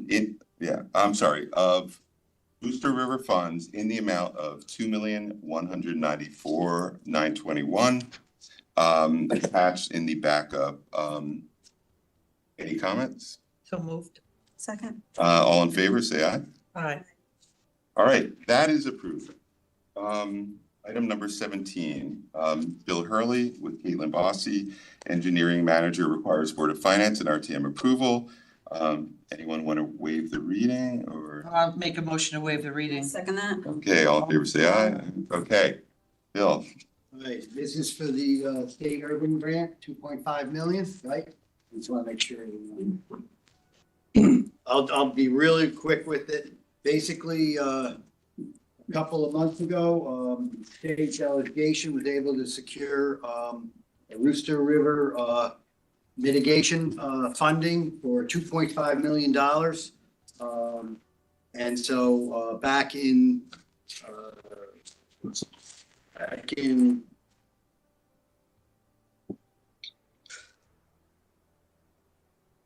I'll just say earlier this fall, it was presented to the Board of Selectmen and it was approved. They resolved to enter in and deliver all to Connecticut DEP, who's administering the grant, all documents necessary. This resolution specifically mentions that the town receive, fund, and expend project costs and formally sign the forthcoming contract and agreement. The four components of the grant would be supplemental funding towards the proposed detention ponds, remove sediment in the Rooster River to improve conveyance, implement green infrastructure wherever and economically practical, wherever possible and economically practical, and to do some open space improvements for the recently purchased Ville Avenue, and we obtained a portion of a parcel on Algonquin with that neighborhood detention and water quality basin. I can go into more detail, but it's 100% funded grant for the town, so I don't think there's any issues with it. Any comments? Any comments from the public? We have to wait for the woman to come back. I don't think so. All right, all in favor say aye. Note that Selectwoman Kupchak was not in the room. Item number 18, Racial Equity and Justice Task Force. To hear, consider, and accept the public record. Thank you, Bill. The Racial Equity and Justice Task Force blueprint for the town of Fairfield. May I have a motion? So moved. Seconded by myself. I'd like to say that this item was requested by many people of me over the last couple of months. I think it's really important to recognize the tremendous amount of work that the Racial Equity and Justice Task Force did over the period of 18 months. And the blueprint that was created 2 years ago, there was a feeling it was not appropriately acknowledged. And I want to make sure that this blueprint is accepted into the record and that the members of the committee and of the task force are acknowledged. So I'm going to read out the names of the people who served on the task force. That's Stephen Bogan, Douglas Bunnell, Innie Dingra, Tamisha Powell Dunmore, Nancy Lefkowitz, Gina Ludlow, Karen Lynch, Jason Sherrod, Sandra Tallman, and Ryan Odenak. And having read the blueprint several times, it's my feeling that it was very, very well done. There are a couple things in it that no longer applicable, but I would say 99% of it is extremely applicable. And I just want to thank the people who served on that task force for all the hard work they did. May I have a motion? We're going to, I think. It's on the table. Any public comment? Any comment from the board besides myself? I would also like to thank those members of the task force for their time, those members of the public that shared their stories and their feedback. I will be supporting having this on the public record. I think that the document is a starting point. I would hope that town employees, other town boards, the school district, our community, uses it as the resource that it is. It's not the end all, it's the beginning. And as we talk about wanting Fairfield to be an inclusive, inviting town for all residents, I think this is an important step to validate the work that was being done. I'd also like to say it's my intention to create a permanent task force, and we'll be talking in the coming months about what that's going to look like. But reaching out to members of the prior task force for advice. Any comment from the public? Is there any Nancy Lefkowitz, is it? I'd like to make a comment, but it as it pertains to the next item as well. So just to raise my hand for that in advance. Anyone else like to make a comment? Okay, the next item, well, first of all, yes, we accept it. Yes, so to accept, I'm sorry, I'm losing steam. To accept this item into the record, may I have a motion? All in favor, say aye. The accepting the Racial Equity and Justice Task Force. Okay. So all in favor, say aye. Aye. Aye. Okay, unanimous. Item number 19. Board of Selectmen. I am going to read a pronouncement racism as a public health crisis. So to hear, consider, and act upon a resolution declaring racism as a public health crisis. May I have a motion? Second. Okay. Here, whereas a goal for Fairfield is to achieve health equity, eliminate disparities, and improve health for all people. And whereas racial health inequities are not due to genetic or biological differences between races, but due to entrenched racism in American society. And whereas a growing body of literature shows that social determinants of health, the conditions in which an individual lives, learns, works, and plays, are key drivers of health inequities. And whereas disparities among social determinants of health negatively impact minorities due to barriers in housing, employment, health, economic, educational, and other opportunities. And whereas these disparities contribute to poor physical and mental health and racial and ethnic minorities. And whereas in order to be effective in instituting change, we must start within our local communities by addressing racism, a root cause that contributes to disparities among social determinants of health and health inequity. Now, therefore, be it resolved, the Board of Selectmen of the Town of Fairfield affirms that racism is a public health crisis that results in physical and mental health disparities. Based on this affirmation, Fairfield will actively participate in dismantling racism by implementing evidence-based policies and programming that address racial health inequities, declaring racism and its public health manifestations to be a public health crisis, engaging actively with historically marginalized communities in problem identification and policy creation, and building and strengthening partnerships with other organizations that are confronting racism and encouraging other local, state, regional, and national entities to recognize racism as a public health crisis.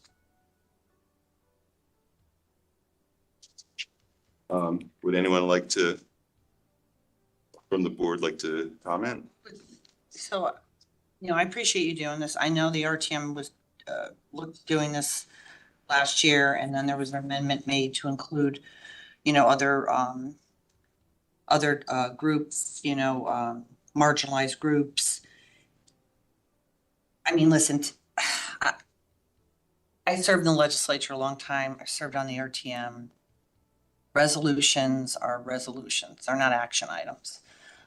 They're words on a piece of paper. You know, I actually, when we were discussing the Rooster River, the addendum, you know, about taking money away from the Rooster River, I happened to notice the diversity inclusion consultant that I used ARPA funds toward. So out of the 75,000, $64,751 was spent. And next to it in the notes, it says, as discussed with Mr. Gerber, we are closing out this project. So, I mean, it's nice to read a resolution, but I had asked if Dr. Nelson could be present tonight.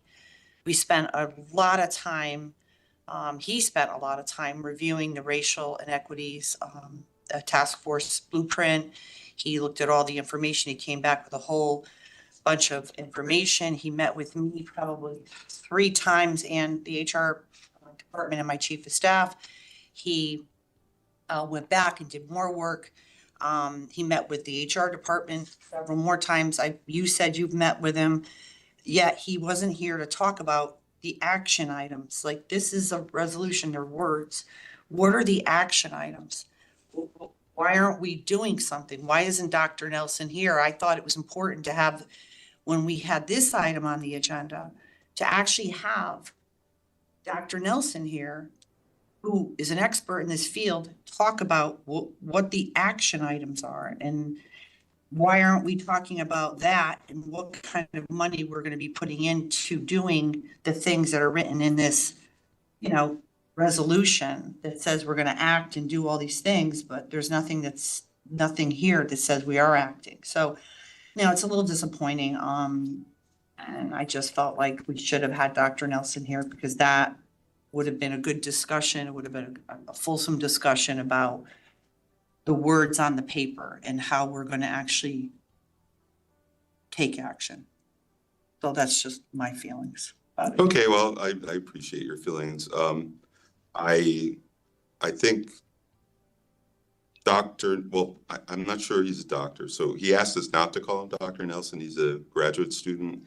I believe Mr. Nelson. He's a doctor, I think, but okay. He told us, but that's neither here nor there. Mr. Nelson was told apparently, or was kept from contacting Racial Equity and Justice Task Force people who worked on it. He didn't talk to a single person on that task force, and I didn't want to bring him here because I think some people did not appreciate that they were never contacted. I have no issue. I would like to talk to Mr. Nelson. I've heard he's a very, very nice gentleman. When he came in and presented, you didn't meet with him? I met with Mr. Nelson and a group and the Racial Equity and Justice Task Force, and there was some confusion as to why he made conclusions with only talking to you and HR and he read the whole report though. he read the report, but he did diligence on talking to you and HR, which and I understand why people would feel that, you know, since you're white and the HR head is white, that necessarily that was a little bit insulting to some people. And Mr. Nelson is black. He did not talk to the people who worked on this for 18 months. That's why I did not want to bring him in for this meeting, because this was a celebration for the people that worked so diligently for 18 months, who felt that after 2 years, you know, that their work had not been fully acknowledged. I would be happy if you want to invite him as a speaker if he's willing, but I don't think that necessarily has to be the person the direction that I go in, because just because you chose him. There are certain things like talking to the task force that I would have thought would have been essential, like including the policing, which I understand was not a place that he was sort of permitted to go in this report, which to me, policing and racial equity and justice sort of go hand in hand often, and not exclusively, but often. So to be told that was not to be, part of this, and this is, maybe I'm wrong, but I was told that that was the instructions he received. So Well, I can just say to you, for the record, I never told Dr. Nelson or Mr. Nelson, whichever you want to call him, who is an expert in this field, who we expended $75,000 out of ARPA funds that all the town boards agreed to. I didn't pick Dr. Nelson. HR went through an exhaustive looking for someone who could fit the bill and review the blueprint, which the task force put all of their energy and time and their words into a blueprint and papers. And he read everything. He does this for a living. He deals with this.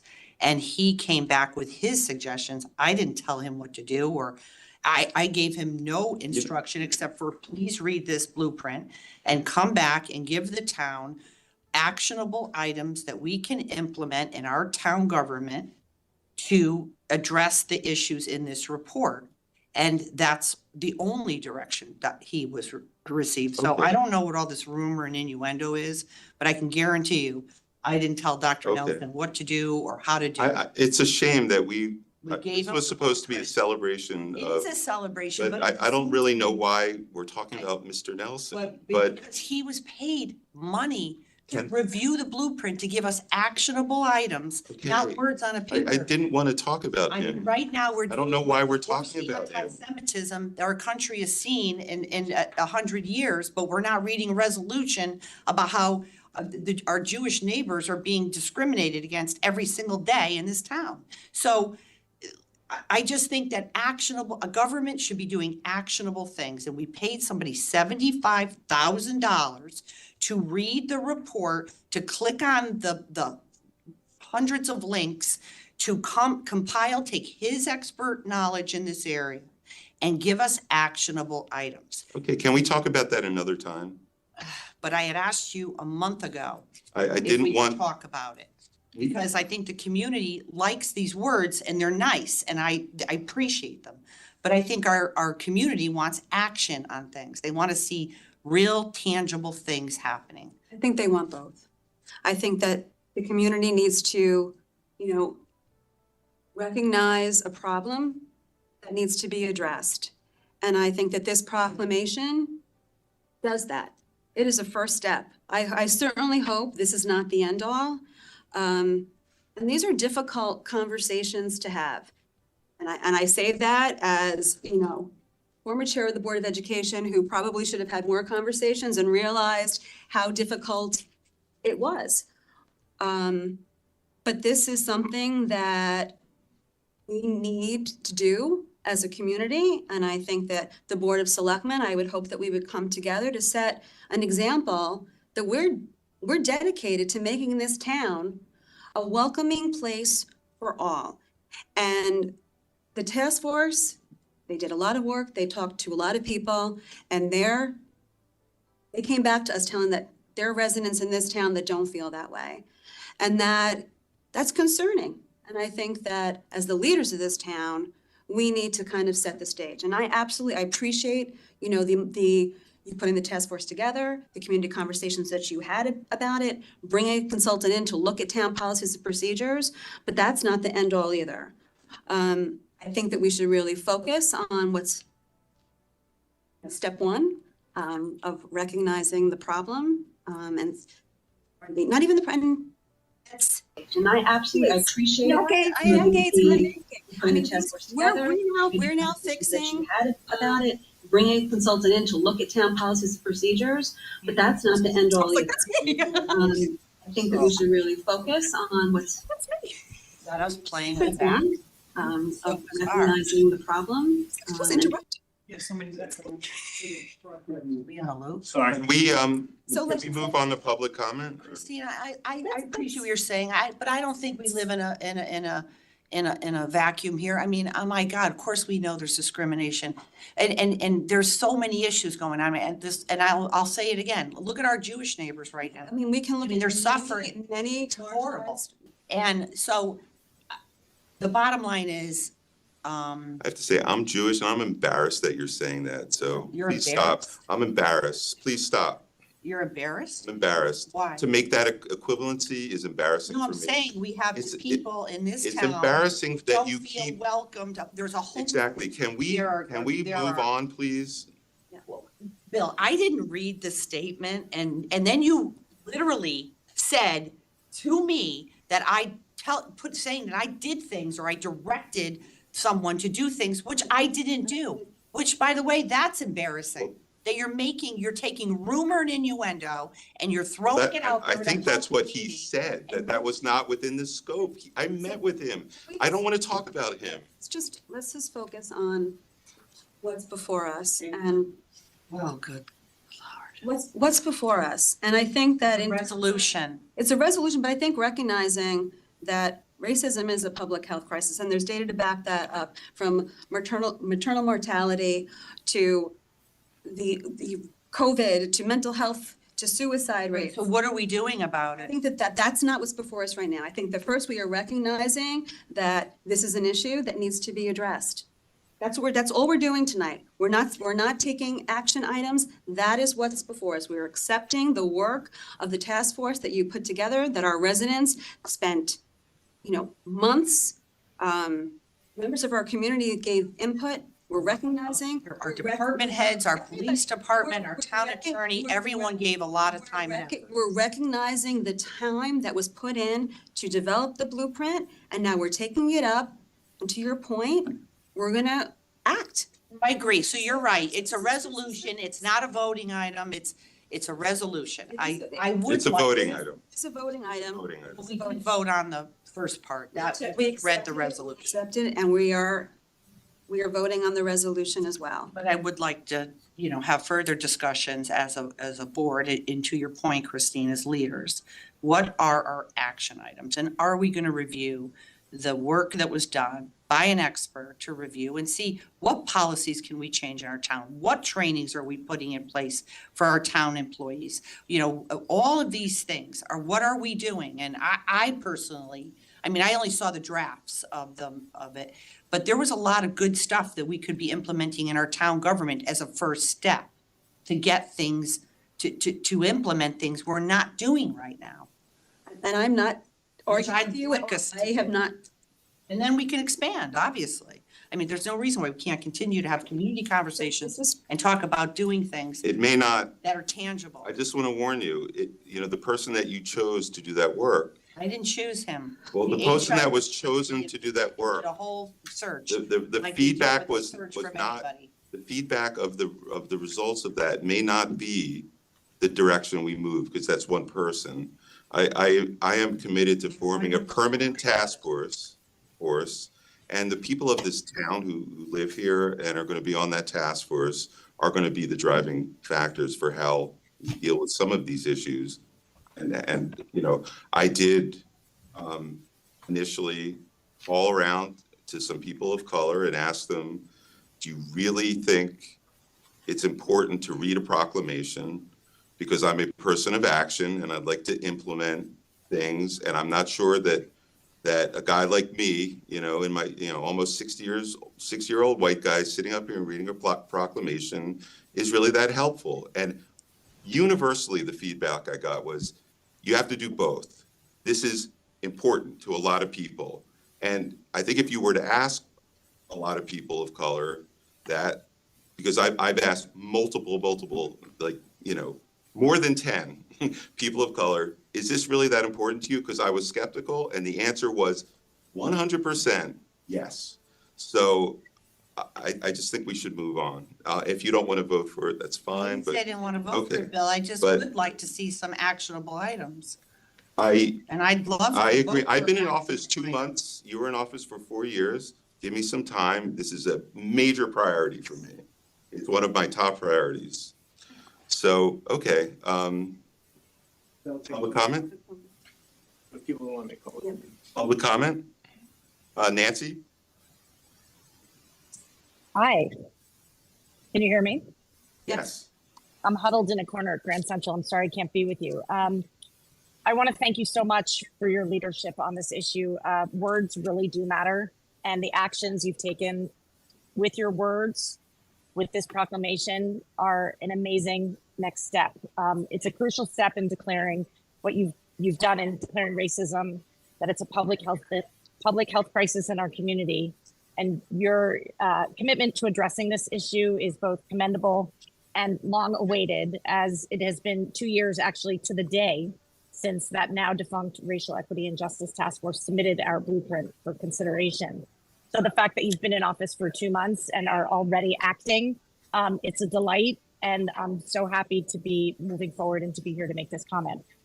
Recognizing racism as a public health crisis is a significant milestone for Fairfield. It reaffirms our dedication to achieving health equity, eliminating disparities, and improving the well-being of all the residents here.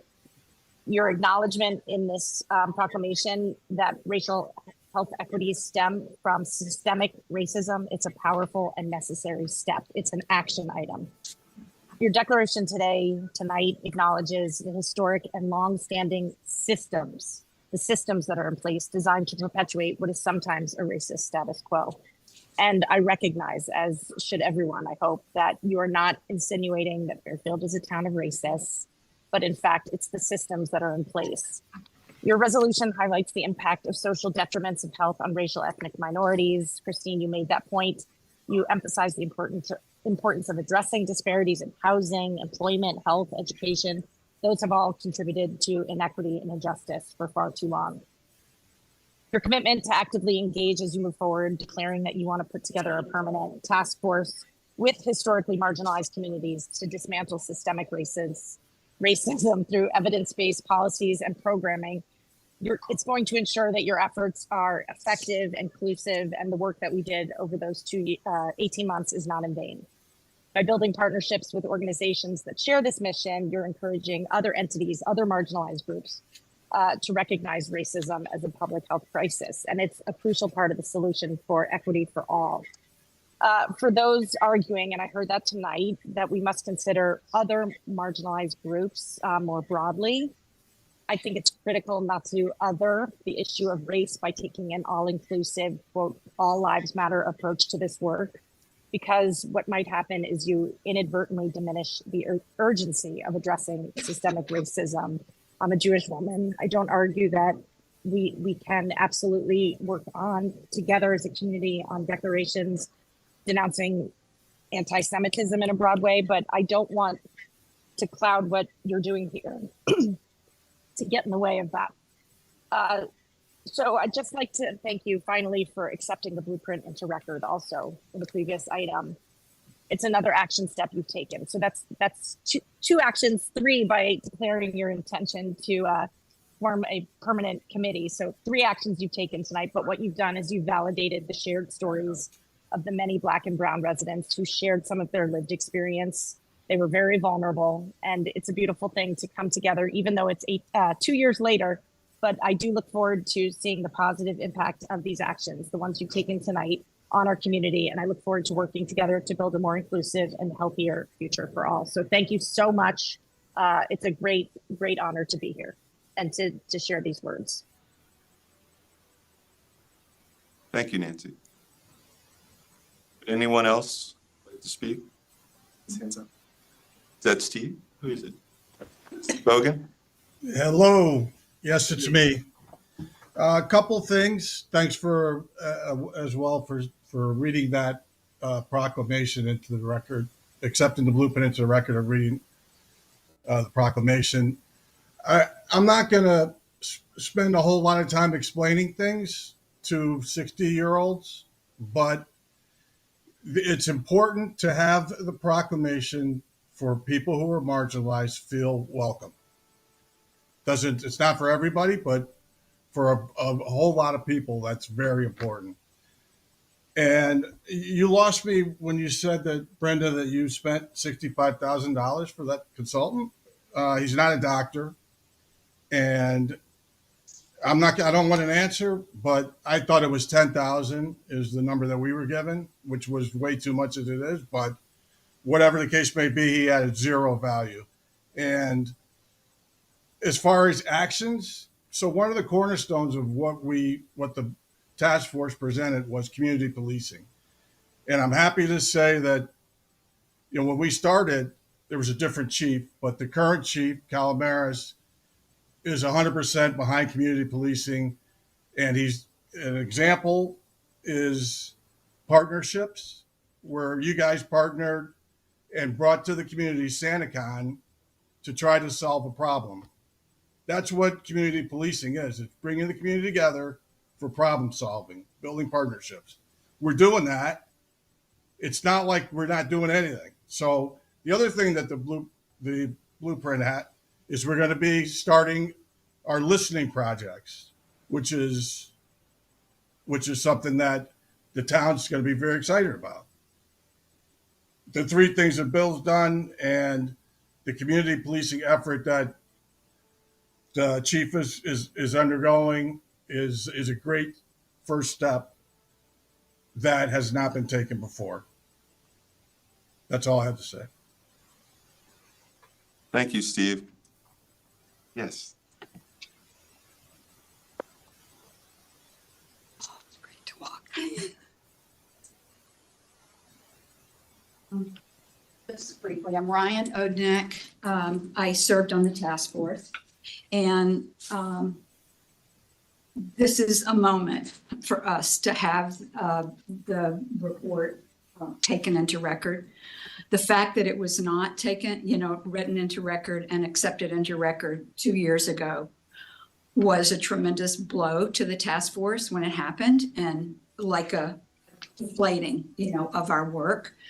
When we did the work, we saw the two tasks before us tonight as being the most basic groundwork, not the work itself, not the work that will go forward in the future, where we will do things in the community and have different projects and collaborate with other people and do things within human resources and things possibly that are in the report from Mr. Nelson.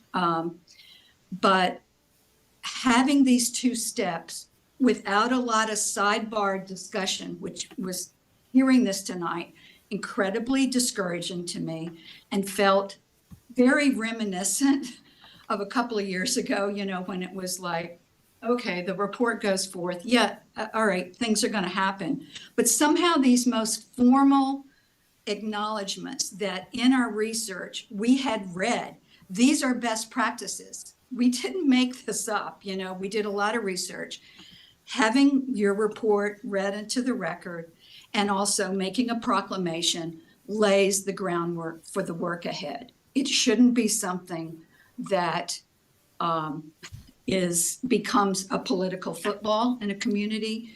I think it's something that we can agree on and most people can agree on. After our meeting with Mr. Nelson, and I was there for that meeting, some of the people on the task force got together and we asked, in an open conversation, hey, all right, is it, and we heard you, Bill, because we heard your need to make sure that these were important steps, that it wasn't just like, oh, okay, we're just doing this. And we heard the same things, from people that doing the proclamation is an incredibly important piece, particularly for people of color in our community. And so I agree, our findings were kind of the same, and also for the task force to have that proclamation passed is a true beginning. So thank you. Thank you.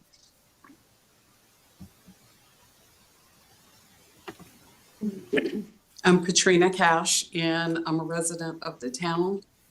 I was on an ad hoc committee for the blueprint, and I'd like to thank you for recognizing it, Mr. Gerber. I'm not going to say much more because I'm really emotional right now. Some of the sidebar comments brought me back to the beginning stages of when we were trying to put this all together. I think some of the comments were inappropriate. And thank you again for reading it into the record. We need it. It's the first step. Thank you.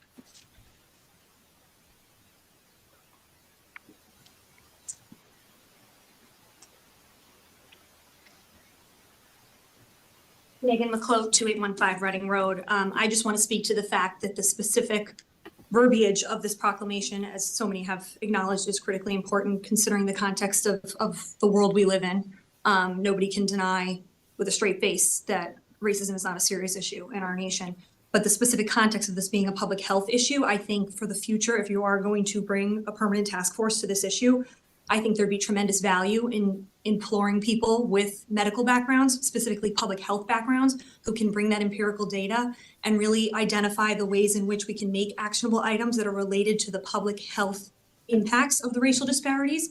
We've heard a lot of talk about the social determinants of health and all of the reasons why this is a specific healthcare outcome statistical qualification that we had to acknowledge in the form this way today. But I think having those people on a task force is critical, because the reality is we can have a lot of emotion and a lot of social change around things to address the healthcare impact that the racial disparities have on the outcomes of health. We're not doing anybody any service if we don't have the right people that are part of that task force. So I would just implore this administration to really consider making sure there's representation from the medical community and the public health community that can bring that empirical data and scientific approach to kind of help steer some of those emotions that are just bound to happen. It's the nature of the issue. Thank you. I just would like to, I mean, we're not supposed to give and take, but I do want to point out that I have I have a master's in public health, and one of which I went back to just to, received just a few years ago. And the empirical data was really, the research was a big part of my course of study, and it was extremely powerful. And so I'm not coming at this completely ignorant. I'm not the world's greatest expert, but I have spent significant amount of time on this and did get my master's in this as well. So I feel terribly, terribly strongly about this. I agree with you. People with the right credentials should form a part of the task force when we do constitute it. So, I mean, I guess this is back to the board discussion, and So you should check to see if there's other folks. No, do we have any, you came back. no, I was just commenting, but Check to see if there's other public. any more public comment? Hi, I'm Karen Priscilla with the District Office. I was actually listening to the meeting. I decided to drive here, so I apologize for showing up in sweatpants and wet hair after coming from the gym. But this proclamation and the report of the task force sat on the shelf for 2 years. Okay, and so the work of the people needs to be recognized. We had very qualified and committed people who worked on this entire issue, because somebody kneeled on George Floyd's neck and murdered him.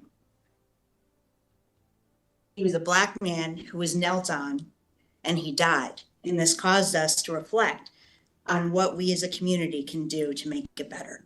So thank you for Selectman Gerber for taking action after your 2 months in office. Thank you to the task force for all of your work. And I look forward to all the citizens of Fairfield going forward to be committed to what we need to do, breaking this down into everyday things that we can all do to make the world a better place for those of us who feel marginalized in the community. Thank you. Any other comments from the public? Seeing none, back to the body. So I would just like to say that I take exception to the comment that the report sat on a shelf for 2 years. I just like to remind everyone here, I constituted that task force. And I think I was probably the only chief elected official in the entire state that did that. And so to the chagrin of a lot of people, and I spent a lot of my resources and my administration's resources to help the task force. We took it and we asked someone to review it. I'm not an expert, and we asked someone who does this to review it in actionable items. I met with members of the task force that no one ever asked me to publicly accept it into the record. I thought hiring someone to review it and to give me feedback as someone who's not an expert in this area, to tell me how are we supposed to implement some of these items. And I apologize to anyone who thinks I was being disrespectful to them, because I never would be. And I tried my best, and I did not put it on a shelf for 2 years. We had people look at it, an expert, and we spent considerable money, and I'm sorry to hear that some people think that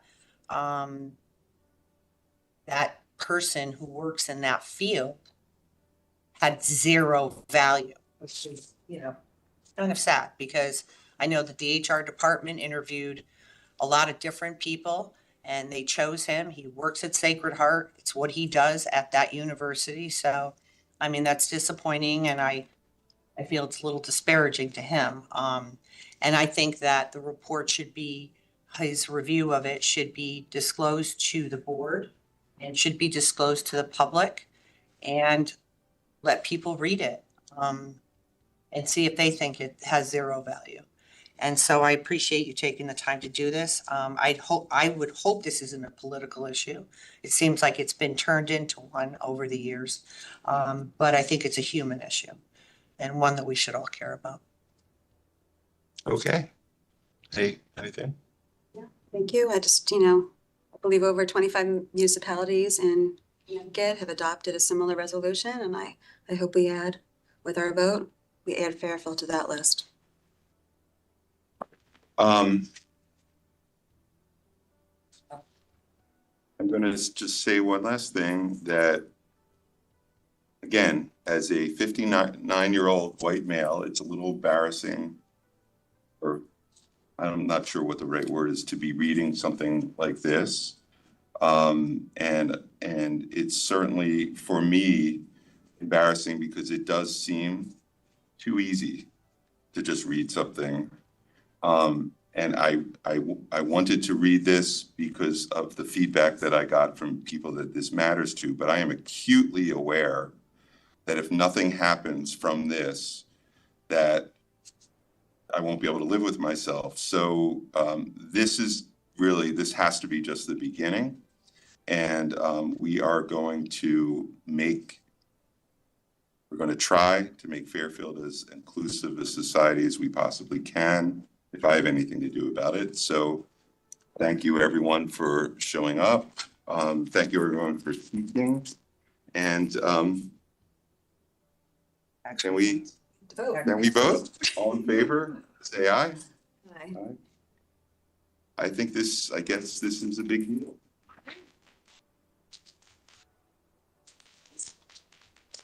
We'll have to consider and act upon tax refunds as recommended by the tax collector in the amount of $30,951.29. May I have a motion? Okay, any comment? That's good. You want to comment on the tax refunds? Why are you on here?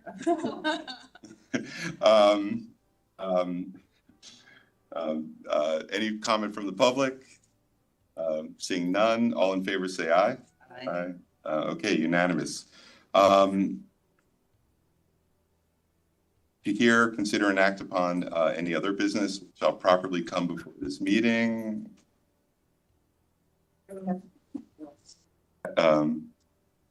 Seeing none, item number 22B, executive session concerning pending claim litigation, Harris v. Town of Fairfield, with Town Attorney Philip Pierce and Attorney Ryan McCone. Possible action to approve settlement after executive session.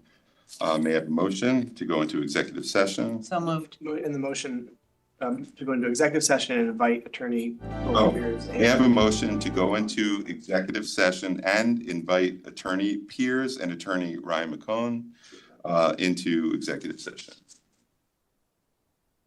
Okay, all in favor say aye. Aye. We are in executive session. One virtual, I'm gonna put you. One of them is. Yeah.